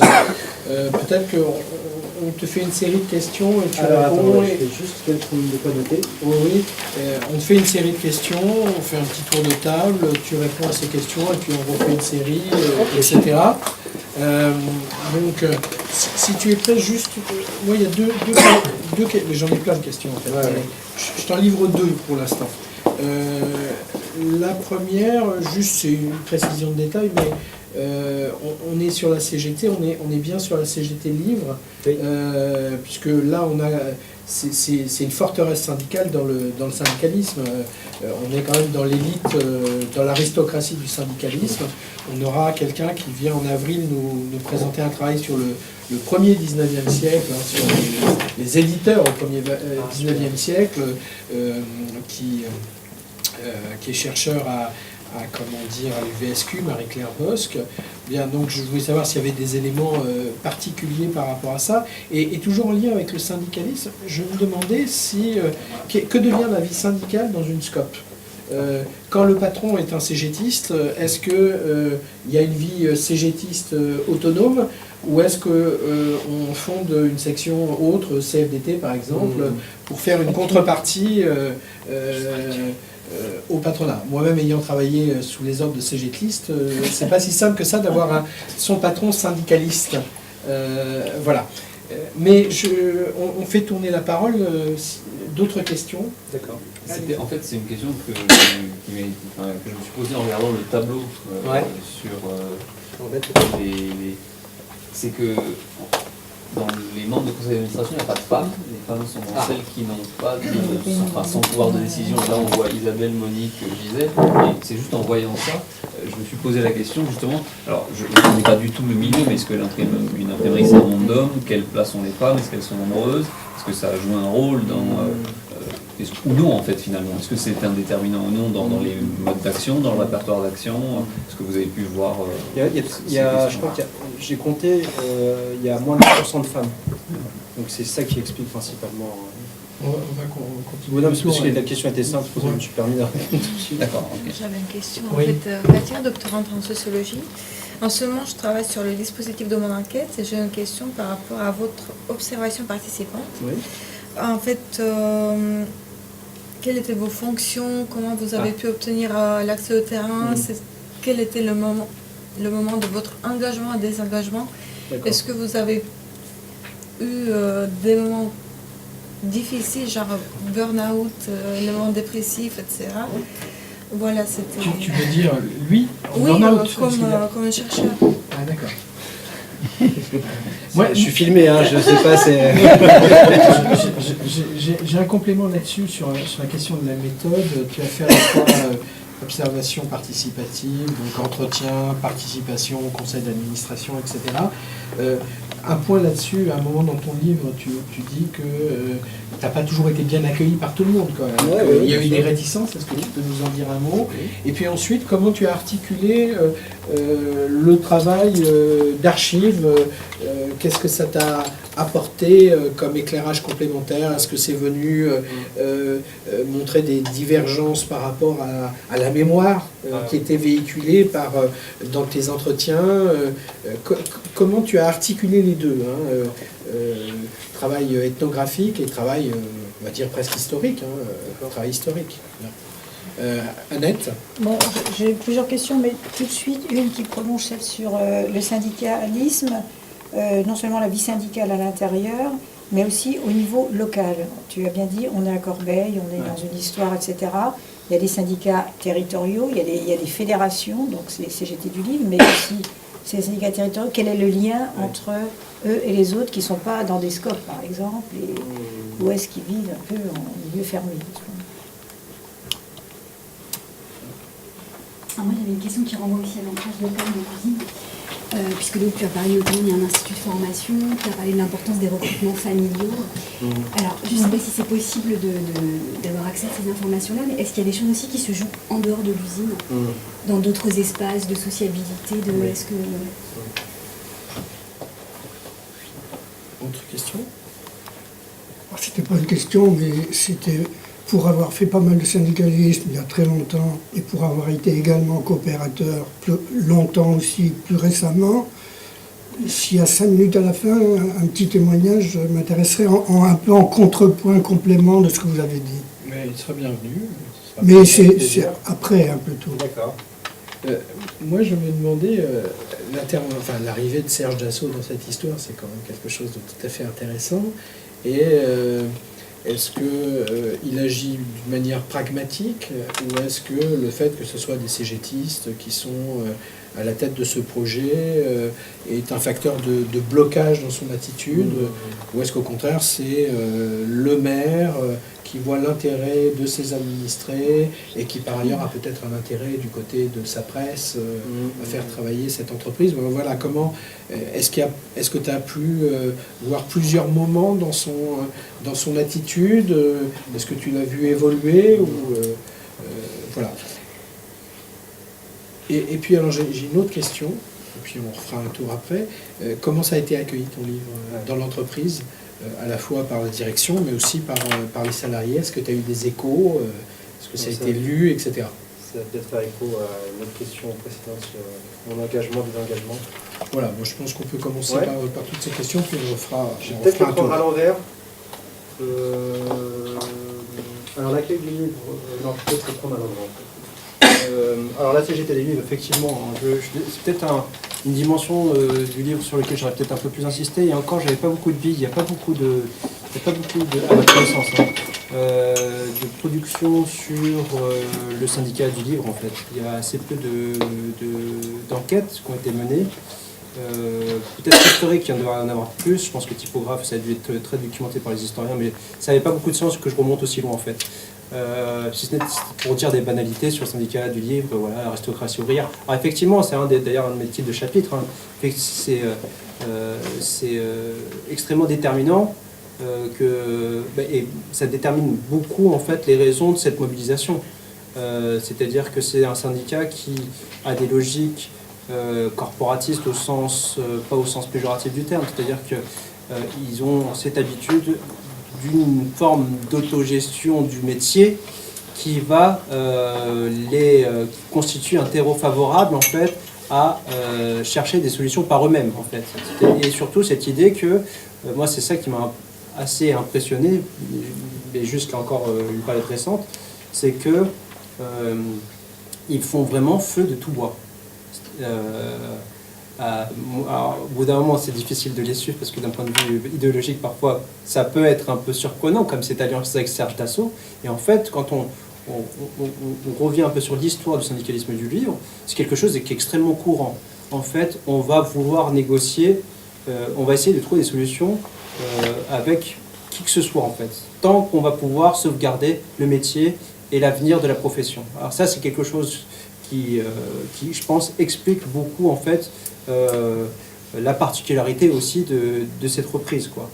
D'autant plus que la reprise, elle ne porte pas sur ces questions de démocratie, où elle ne concerne pas essentiellement Hugues Corbeil, elle concerne l'idée aussi qui est, et d'ailleurs c'est le lien avec le projet industriel qui précède, c'est de relancer la filière à travers la création d'un cluster qui relancerait l'industrie graphique régionale. Donc on est vraiment complètement dans la continuité du syndicalisme du livre, de cette idée de défendre le métier et la profession.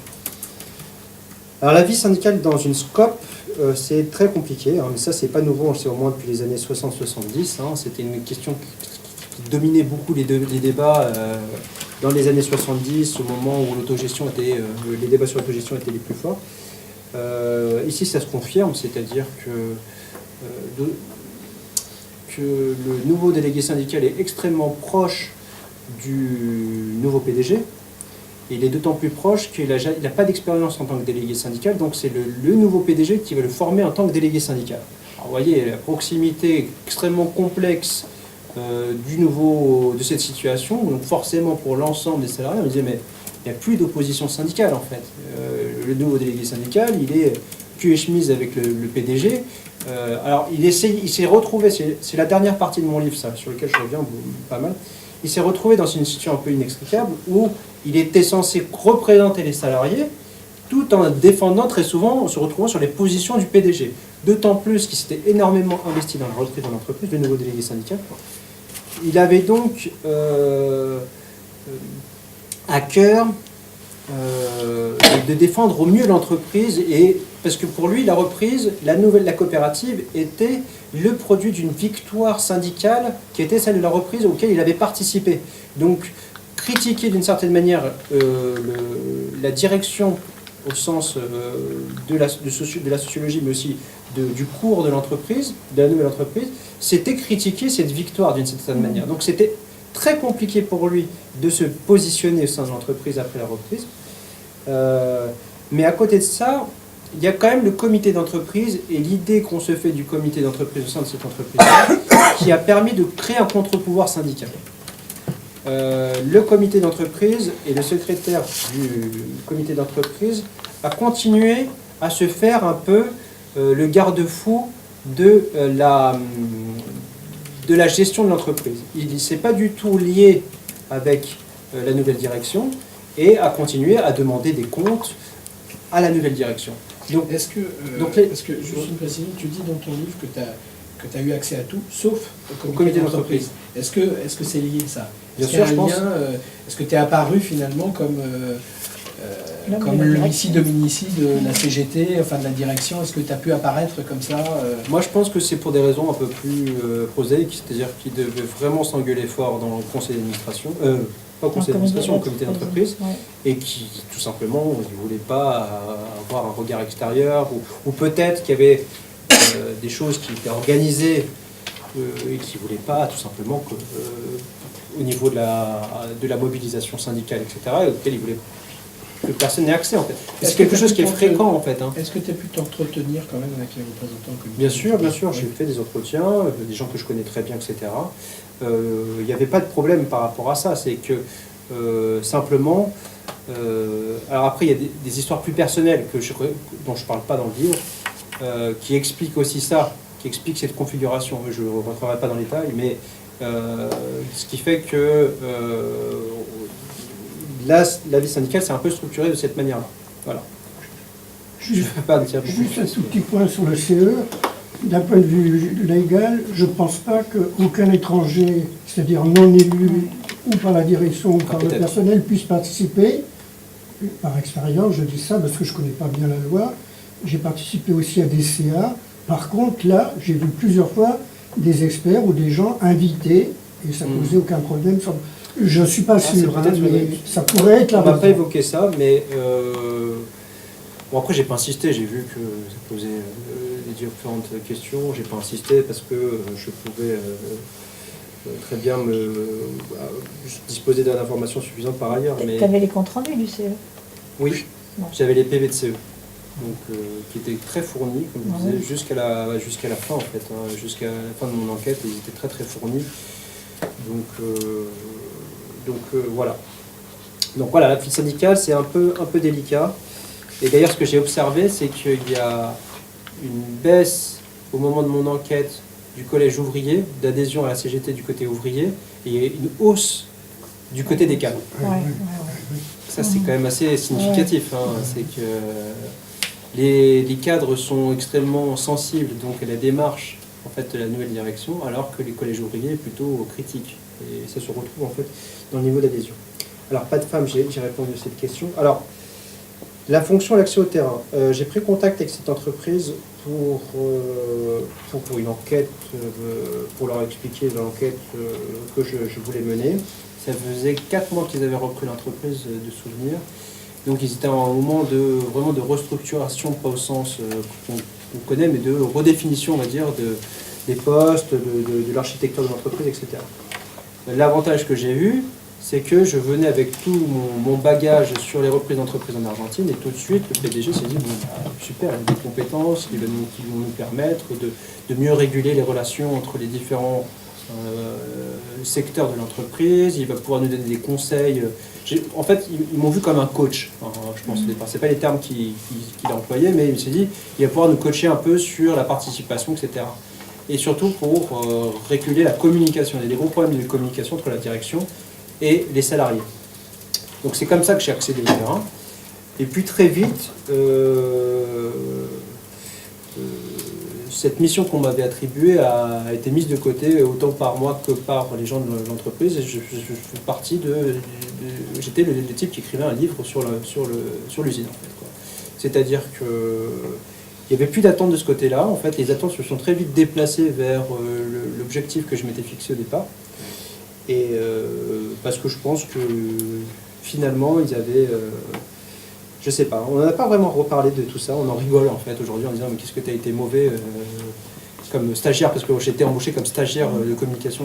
Aujourd'hui, on dit tu nous as rien apporté et on en rigole aujourd'hui.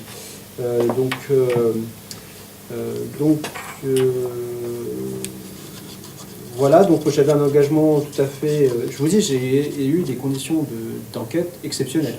C'est-à-dire qu'on m'a mis à disposition un bureau, on m'a laissé aller dans toute l'entreprise, les gens m'ont accueilli extrêmement favorablement, sauf effectivement à quelques moments parce que on me voyait comme un envoyé de la direction, comme dans toutes les autres entreprises d'une certaine manière, et donc on se méfiait un peu de moi. On pensait que j'étais là pour contrôler et surveiller les autres salariés, quoi. Mais ça m'a pas, j'ai jamais senti d'hostilité. C'est-à-dire que parfois, les gens étaient un peu froids, mais on n'a jamais, j'ai jamais eu de conflit ni quoi que ce soit. Au contraire, les gens m'ont vraiment accueilli la plupart du temps très chaleureusement. Et le désengagement, il s'est fait de façon tout à fait... il s'est pas fait en fait, j'allais dire, le désengagement. J'ai eu un gros terrain entre 2012 et 2013, et puis je suis revenu régulièrement, une fois par trimestre à peu près, pour déjeuner, soit avec le PDG, soit avec d'autres membres de l'usine. J'ai continué à faire des entretiens régulièrement, il y a 1 an encore, je faisais encore un entretien avec le PDG.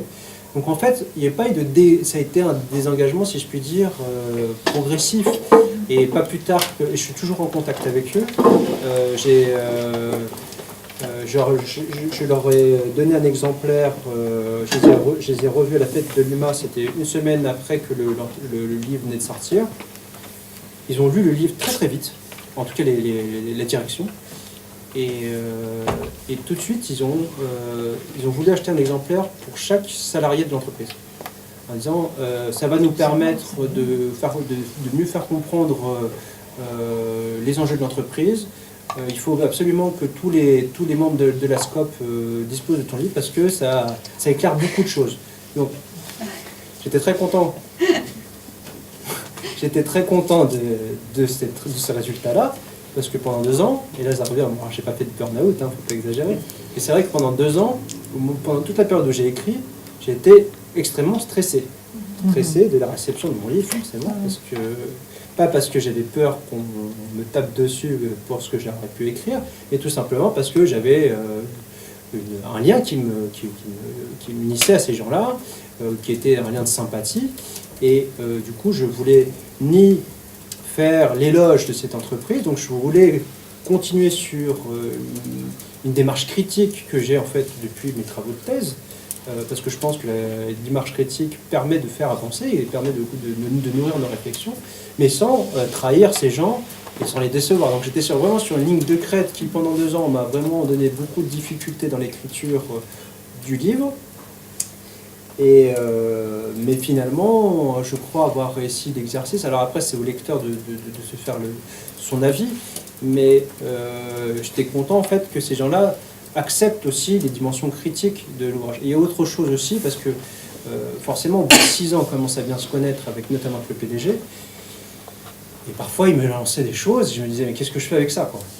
Sur les actions syndicales, sur la gestion de l'entreprise, à un moment donné, on ne sait plus quoi faire. Est-ce qu'on révèle des choses qui sont pas forcément... il ne m'a rien dit d'exceptionnel, mais dans quelle mesure, à quel moment, où, par exemple, ils sont en conflit avec une autre entreprise, d'un conflit économique, tout simplement, il n'y a pas de conflit de litige juridique, etc., mais ils sont en concurrence avec une autre entreprise.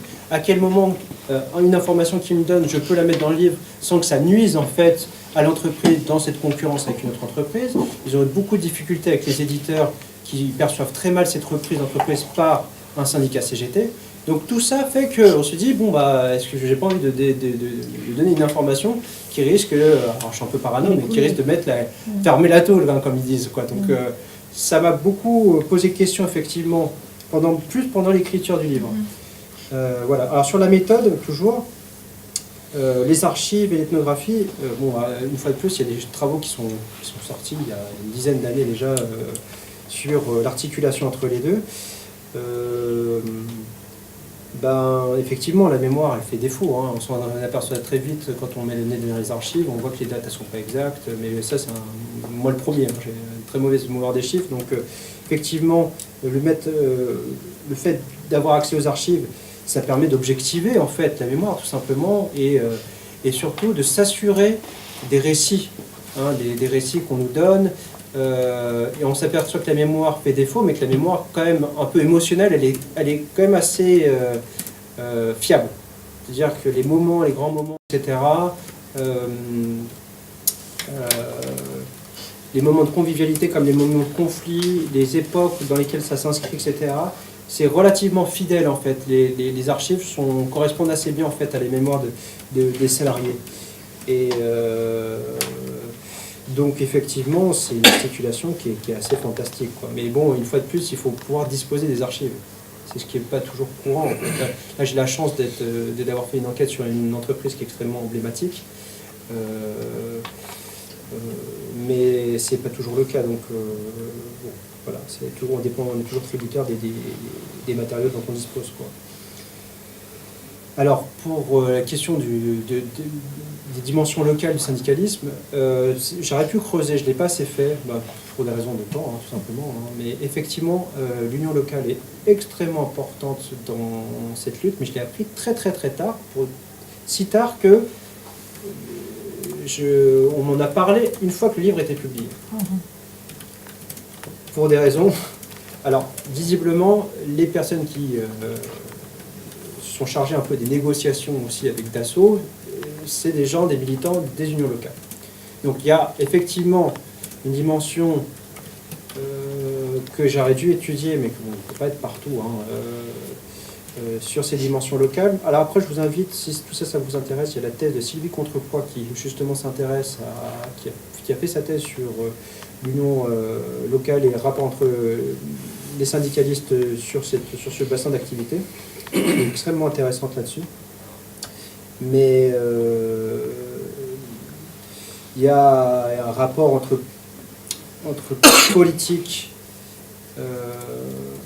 syndicaliste et chef d'entreprise qui est extrêmement déterminante en fait dans des alliances qui pourrait apparaître improbable ailleurs, parce que effectivement les dimensions territoriales vont primer sur d'autres dimensions idéologiques ou sur des dimensions de politique nationale, etc. Mais c'était pas mon angle d'approche. Donc ça mériterait peut-être, parce que tout ce bassin d'activité, il a connu de très fortes mobilisations qui ont été plus ou moins victorieuses grâce justement à des notables en fait, parce que Dassault, 5 milliards de fortune personnelle, premier éditeur, un des premiers éditeurs de France. Puis Dassault, c'est pas que l'édition, c'est les armes, c'est tout. Donc forcément, je pense qu'il y a une histoire à faire là-dessus, au niveau territorial, et de comment les différents acteurs locaux se sont positionnés par rapport à ça. Parce qu'il y en a une lecture extrêmement réductrice de Dassault avec l'achat de vote, tout ça, qui est, je pense, simplement la partie émergée de l'iceberg, pas forcément mauvais, mais de l'activité politique en fait de Serge Dassault. Et du rapport au syndicalisme, je pense qu'il y a des choses très intéressantes à gratter là-dessus. Alors justement, Serge Dassault, l'attitude de Serge Dassault vis-à-vis de cette entreprise, il était très réfractaire à ces mobilisations de départ. J'ai pas pu le rencontrer, Serge Dassault. J'ai voulu, mais j'ai pas réussi à le rencontrer. Et en fait, c'est le rapport de force qui l'a contraint. Il a refusé tes rendez-vous, c'est ça? Il était complètement hostile pour lui, des communistes qui ont l'entreprise, c'est quand même dans ces termes, c'était hors de question, quoi. Il était complètement réfractaire. Et puis, il a été contraint de venir à ces journées portes ouvertes, au cours desquelles vont être signés le premier renouvellement de contrat, de commande en 2006. Je ne sais pas exactement ce qui se passe dans sa tête, de toute façon, on ne le saura jamais vraiment. Je sais qu'il a beaucoup écrit sur la participation dans les années 70. 60-70, c'était un fervent défenseur de la participation au sens gaulliste du terme. Est-ce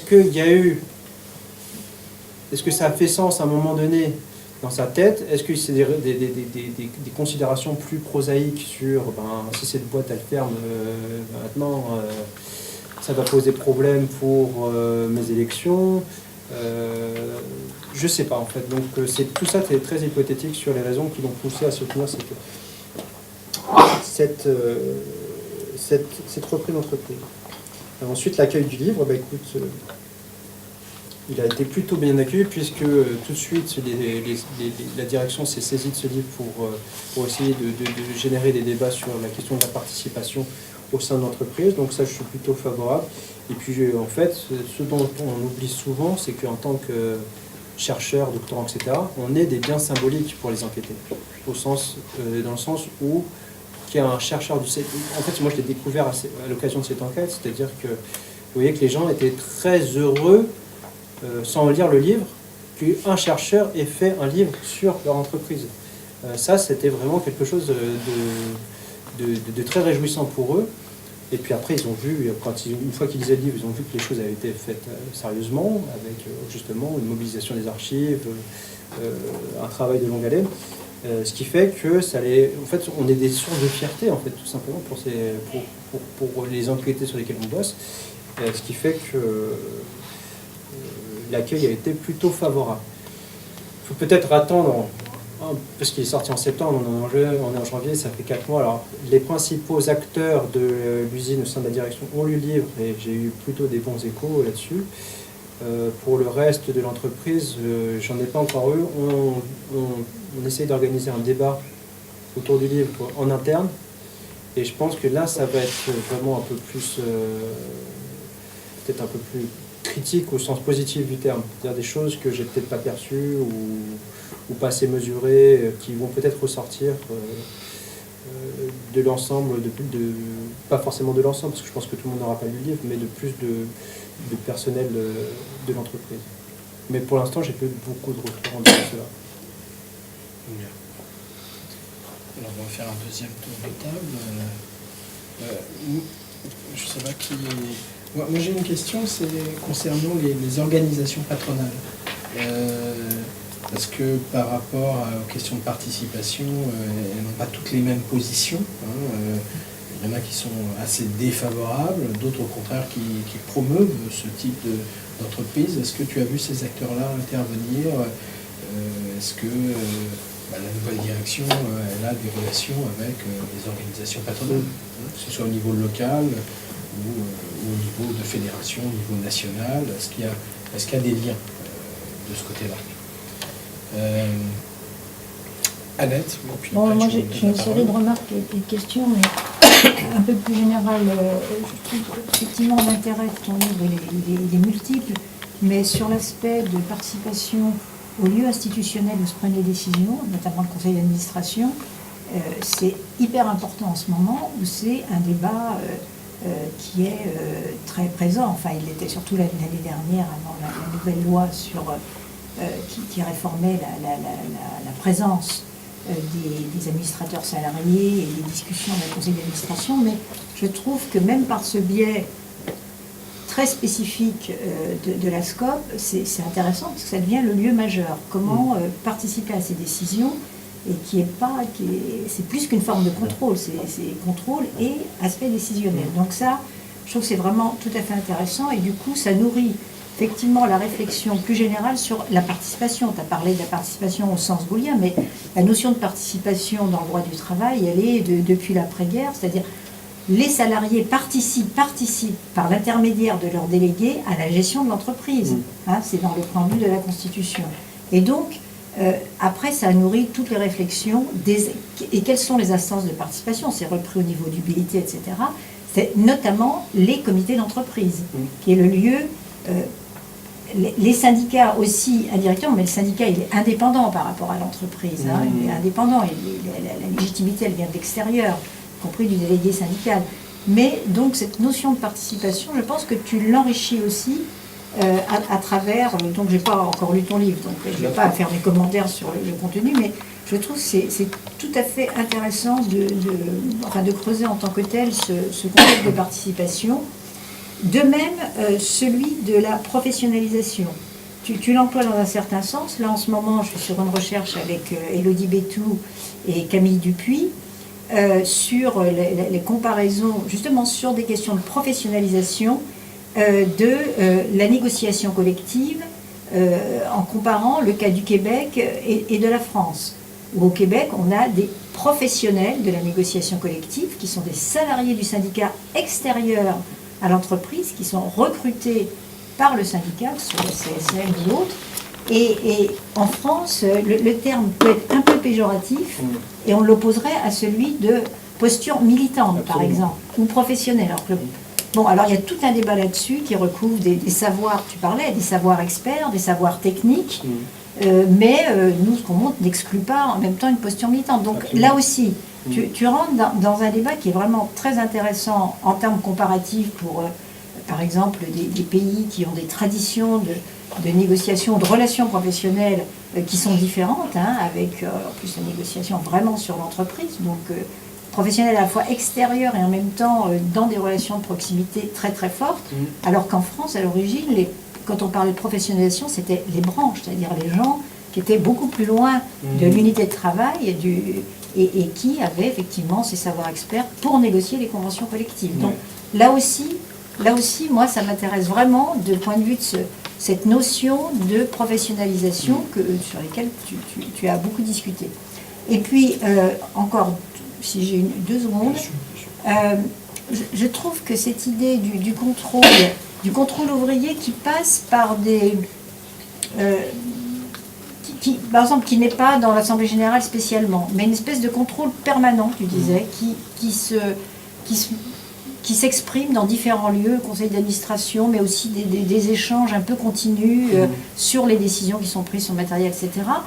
Ça m'a fait penser aussi au travail qu'on a dirigé avec Claude Didry, sur l'idée, à un moment, ce qu'on constatait sur l'engagement dans l'emploi de tout un ensemble d'acteurs dans les entreprises. Ça, c'était plutôt avant la crise de 2008, qui s'exprimait pas seulement dans le comité d'entreprise, mais aussi, par exemple, dans des comités de suivi, dans des comités de réflexion sur la gestion prévisionnelle, emploi compétences, sur toutes sortes de choses, et qui faisait qu'il y avait une sorte de continuum. On ne pouvait pas dire, il y a juste une négociation sur un accord GPEC, et puis plus rien, on va attendre 4 ans, un conflit, etc. Et donc, voilà, ce type d'enquête te permet de voir d'autres espaces qui sont plus ou moins institutionnalisés. Il y en a qui le sont, et c'est très bien de les mettre en valeur, de les renforcer, de les démocratiser, etc. D'autres qui ne le sont pas, et c'est peut-être ça qui est le ferment aussi de la vie syndicale, et qui fait que on ne va pas regarder seulement aussi des effectifs syndiqués, mais syndiqués ou participer à des élections, pourquoi faire? Donc c'est un débat qui reste tout à fait actuel.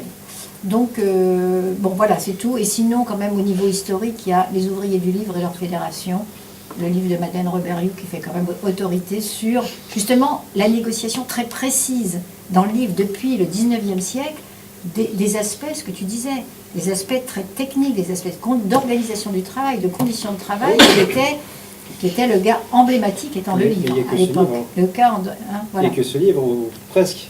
Oui, mais voilà.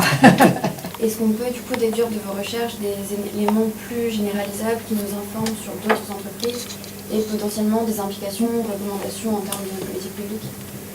Oula. Je complète par deux petites questions, comme ça si jamais tu n'en as pas assez. En fait, ça rejoint peut-être un peu ce qui vient d'être dit, mais tu l'évoques dans ton ouvrage, c'est la question du rapport entre l'étude de cas et la montée en généralité. Quoi. Ouais. Les conclusions que tu peux tirer à partir d'un terrain unique, et comment on passe de l'un à l'autre. Ouais. Et puis, par ailleurs, alors c'est une petite incise, mais tu le dis dans ton livre, les scopes ont une image un petit peu trouble. Ça m'a un peu étonné que ça reste là, mais effectivement, tu te réfères à Vichy, et effectivement, moi j'ai des documents, si j'avais le temps, j'ai un document tiré de mon livre, dans lequel le responsable de la chambre consultative des SCOP, qui est un leader cégétiste de la CGT maintenue, tendance syndicat, tendance René Belin, donc ceux qui sont restés du côté de Vichy, ceux qui étaient contre la CGT communiste, de manière assez forte, indiquent dans une lettre et ensuite toute une série de documents qu'ils sont prêts à jouer un rôle dans la reprise des entreprises arianisées, des entreprises spoliées, juives, etc. Et donc il y a effectivement tout un discours de Vichy sur qui au fond, quand on regarde dans les faits, c'est comme dans l'artisanat, c'est comme dans l'agriculture, c'est un discours qui ne dépasse pas forcément les actes, parce qu'ils n'ont pas les moyens de leur politique. C'est ça. Donc j'ai été étonné de voir ça, quoi, que cet élément puisse, 50 ans, 60 ans après, rester un petit peu comme une trace un peu d'une naissance un peu sombre des scopes. Ouais, ils s'en vendent pas non plus, mais disons que c'est dans les rapports, parce que dans l'introduction, j'en ai pas parlé dans mon exposé, mais dans l'introduction, j'essaie de travailler le rapport entre justement monde coopératif et monde syndical pour expliquer pourquoi en fait ces mondes-là ne s'écoutent pas et comment à ce moment-là, aujourd'hui ils se percutent, notamment à travers ce cas d'étude.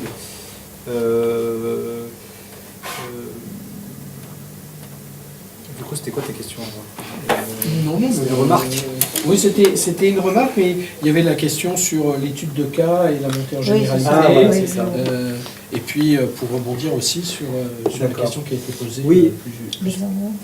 En fait, quand je finissais d'écrire le livre, je me suis dit, il faut... j'avais déjà un peu commencé à présenter les résultats préliminaires de cette enquête, donc tout de suite...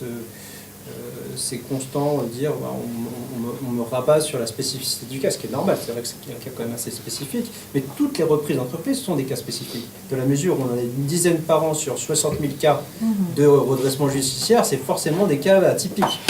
La reprise d'entreprise en tant que dispositif est un modèle atypique. Donc je me suis dit, il faut absolument que je trouve un moyen pour me sortir de ce débat, un peu, c'est pas du tout contre vous, c'est en général, d'ailleurs votre question est très pertinente et je vais vous répondre parce que je commence du coup forcément à avoir quelques petites idées sur la question, mais je me suis dit, pourquoi ça nous mobilise tout de suite quand on a affaire à ce type d'entreprise, c'est-à-dire que, et c'est ce sur quoi je conclue en fait dans le livre, mais on se pose jamais la question des raisons, alors d'un point de vue moral ou politique, sur les raisons d'une fermeture d'entreprise. C'est-à-dire que quand il y a une entreprise, une PME qui ferme, on se dit, bon, bah, c'est la loi un peu de l'économie. C'est-à-dire, à un moment donné, elle a eu des mauvais investissements, ou son activité a baissé, et elle a fermé. Alors que quand c'est une reprise d'entreprise par des salariés, c'est tout de suite une espèce de suspicion, je parle en général, hein, de mais est-ce que ça marche? Ça, c'est la question tout le temps. Est-ce que ça marche? Mais est-ce que cette question se la pose pour les autres types d'entreprises? Jamais. Quand un entrepreneur décide de monter une entreprise, on lui dit jamais « Oula, mais t'es sûr de ce que tu fais ?» Alors que quand c'est une entreprise collective, systématiquement, on va leur dire, ça va être entaché un peu de soupçons sur les possibilités effectives. Donc tout ça, pour moi, ça renvoie un peu à notre rapport à l'ordre économique et à l'ordre social en général. C'est-à-dire que dès lors que ce sont des gens dominés, on va dire, dans la division sociale d'une société, on va tout de suite avoir une espèce d'attitude, mais je parle moi le premier, hein, je veux dire en général, une espèce, ça dénote tellement de nos représentations dominantes que tout de suite c'est une espèce d'anomalie, et cette anomalie forcément va conduire à d'autres anomalies et ne peut pas fonctionner. Donc j'ai essayé en fait de déconstruire notre propre vision je veux dire indigène vis-à-vis de ce type de reprise, parce que je pense qu'elle nous renseigne plus que sur la généralité, elle nous renseigne sur nos propres représentations de l'ordre économique. C'est-à-dire, est-ce qu'on est en capacité, nous, individuellement et collectivement, de penser d'autres formes d'entreprise économique. Donc ça, c'est un peu la question sur laquelle j'essaye de réfléchir en conclusion. Sur la question de la représentativité du cas. Est-ce qu'effectivement c'est un cas particulier, mais est-ce qu'on n'enferme pas ce cas-là dans des particularismes parce qu'on est incapable, d'une certaine manière, de voir d'autres modèles d'entreprise. Ça, c'est un peu l'idée que j'essaye de développer dans la conclusion. Et ensuite, sur la validité externe, pour reprendre votre propos, je me pose, j'ai un papier que j'ai soumis à une revue là, dans laquelle j'évoque justement directement la question des reprises d'entreprise.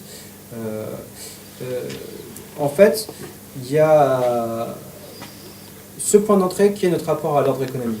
C'est-à-dire que dès lors qu'on se pose la question de mais quel rapport j'ai face au modèle légitime de l'entreprise économique, on peut tout de suite ouvrir la possibilité de différents dispositifs. Lesquels? Le premier, c'est la formation. La formation, c'est-à-dire qu'on peut tout à fait envisager des modèles de formation à l'endroit des syndicalistes, à l'endroit des salariés. La loi Hamon aurait pu proposer, parce que l'un des problèmes qu'on retrouve en fait dans les reprises d'entreprise, c'est que les gens ne se sont pas préparés, en fait. C'est très souvent, c'est trop tard déjà, en fait, quand ils ont la possibilité de reprendre. Ils ne sont pas préparés, ils ne savent pas forcément quels sont les dispositifs qui existent pour reprendre leur entreprise, et surtout pour les préparer aussi un peu mentalement, et aussi en termes de compétences, à reprendre leur entreprise. À aucun moment, on prépare les salariés de façon collective à reprendre leur entreprise. Individuellement, on va dire, mais vous montez votre boîte, vous perdez votre travail. D'ailleurs, c'est ce que tous avaient l'intention de faire avant de reprendre leur entreprise. Qu'est-ce qu'ils avaient l'intention de faire? J'aurais posé la question. C'était de devenir coursier, de devenir auto-entrepreneur, de devenir chauffeur Uber. À aucun moment donné, on se pose collectivement la question de qu'est-ce qu'on peut faire ensemble, en fait. Est-ce qu'on peut travailler collectivement, etc. Mais c'est pas une critique, hein, c'est une observation, en fait. Donc, essayer de travailler cette idée de dire peut-être qu'on peut collectivement faire des choses d'un point de vue salarial. Alors c'est pas forcément simple, hein, parce que quand on est collègue de travail, on s'entend pas toujours très bien, etc. Mais en tout cas, ouvrir cette possibilité par la formation en amont. Alors ça rencontre plusieurs obstacles. Le mouvement SCOP n'est pas forcément favorable aux reprises, pour différentes raisons. L'État, je ne sais pas trop s'il a vraiment une position assez fluctuante en fonction des gouvernements.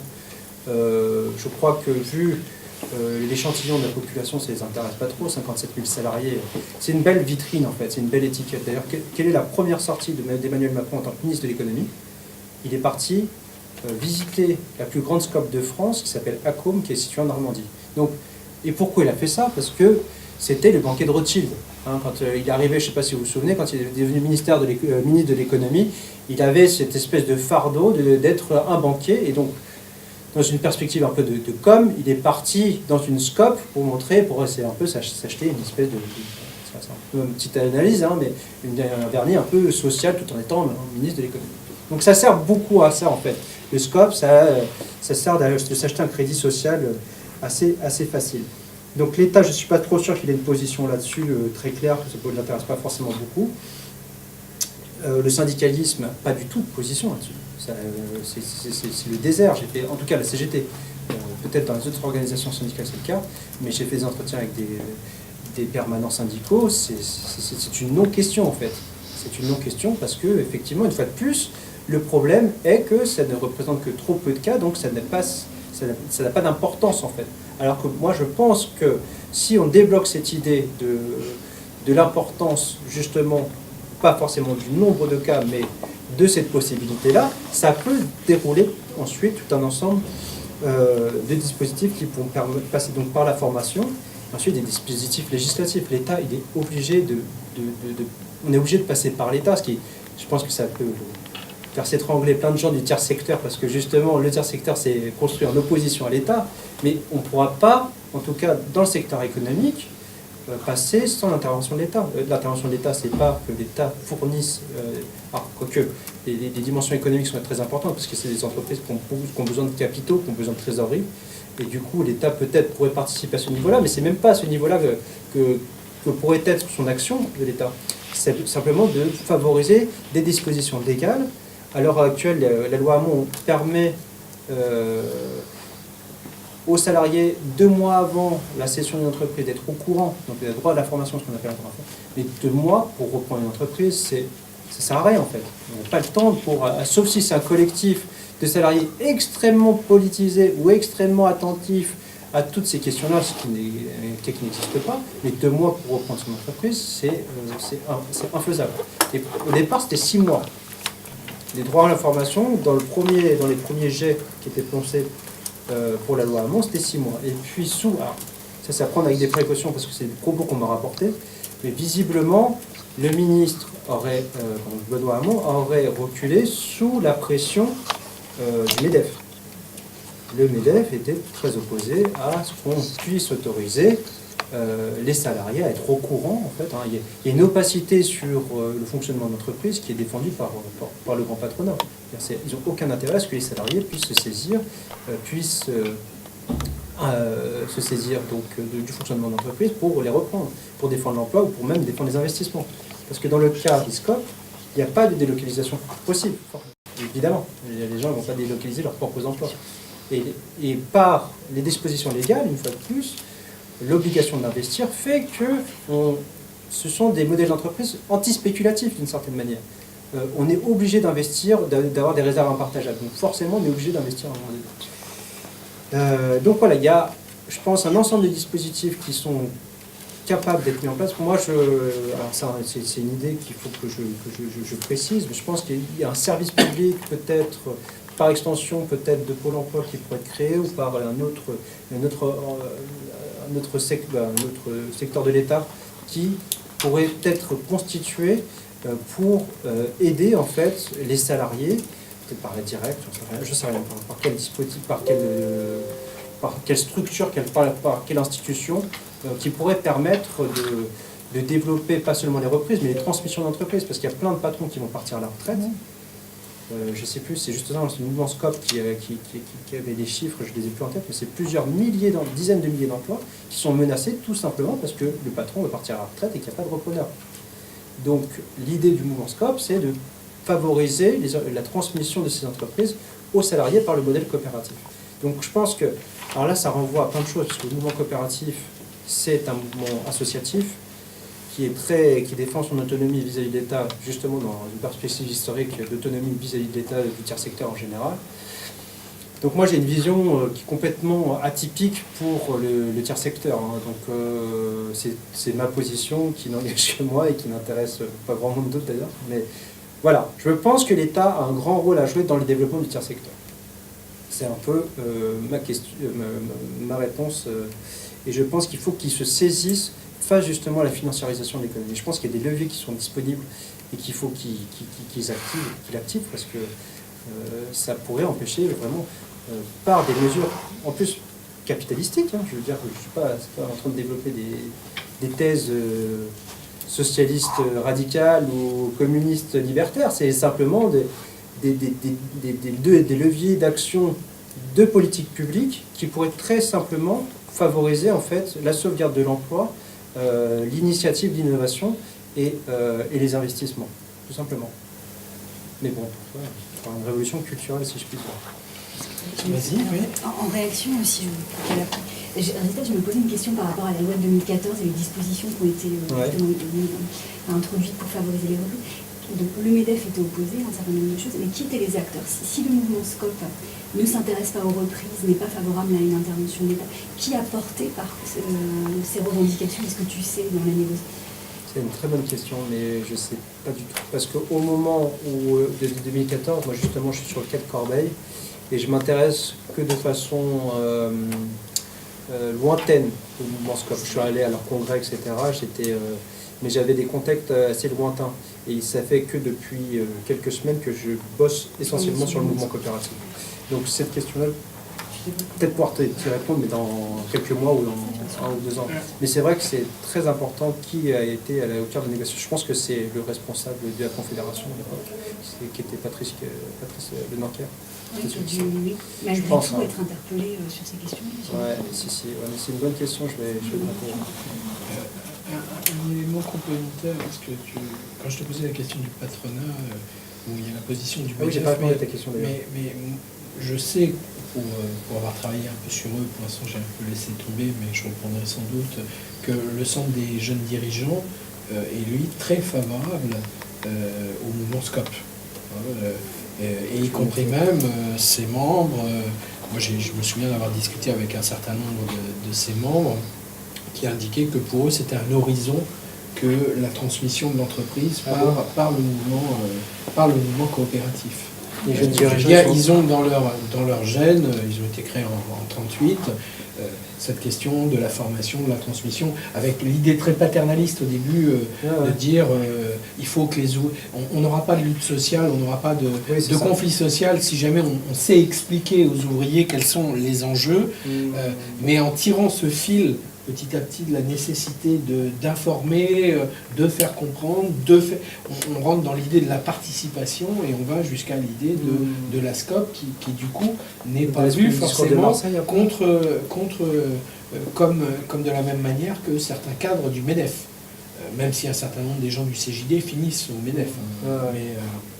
Voilà. Donc il n'y a sans doute pas une approche monolithique de toutes les branches patronales par rapport à ça. Je veux dire, il y a sans doute un discours dominant de méfiance par rapport à qu'est-ce que viennent faire les salariés dans notre terrain, notre chasse gardée, mais c'est sans doute pas la position de tout le patronat. Ah non, mais on sait très bien que le patronat est extrêmement divisé en général, donc je ne suis pas sûr qu'ils aient une position. Et je pense qu'une fois de plus, c'est l'indifférence qui prime.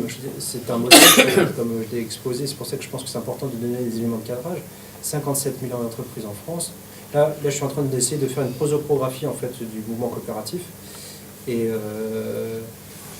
derrière les discours qu'ils essayent d'imposer depuis une dizaine d'années, en fait, on s'aperçoit par exemple dans la composition des conseils d'administration des unions régionales, il y a encore beaucoup d'entreprises de l'artisanat en fait. C'est des entreprises qui travaillent dans la charpente, qui travaillent beaucoup de milieux ouvriers en fait. Alors ça m'a beaucoup fait tiquer parce qu'ils ont changé de dénomination. Avant c'était Société coopérative ouvrière de production. Ils ont transformé pour Société coopérative et participative, justement par des raisons qui expliquent par la transformation des secteurs économiques dominants du mouvement coopératif. On a beaucoup de secteurs des services qui dominent le milieu coopératif. Mais parmi les organes de pouvoir, entre guillemets, ce sont toujours des entreprises à dominante ouvrière qui dirigent en fait le mouvement au niveau régional. Quoi. Donc, pourquoi je disais ça? Pour dire tout simplement que en fait, ça reste un tout petit mouvement. En fait. C'est quelque chose qui reste anecdotique et qui, me semble-t-il, n'arrivera pas à se développer tant que ce secteur-là ne sera pas pris en charge, approprié par l'État qui permettra de développer un peu plus ce secteur. Alors là, ils essayent de passer, c'est beaucoup les grosses scopes comme Chèque Déjeuner par exemple, ACOM, le groupe UTB qui est un groupe du bâtiment qui sont des très très grosses, des multinationales du coopérativisme, qui sont très actifs aussi dans la politique du mouvement coopératif au niveau national, qui essayent de développer le mouvement, mais je ne suis pas convaincu qu'ils y arrivent à elles seules, malgré en fait, les efforts qu'ils fournissent pour essayer de développer le mouvement coopératif au niveau national. Merci Maxime. Merci à vous. On va clore cette séance.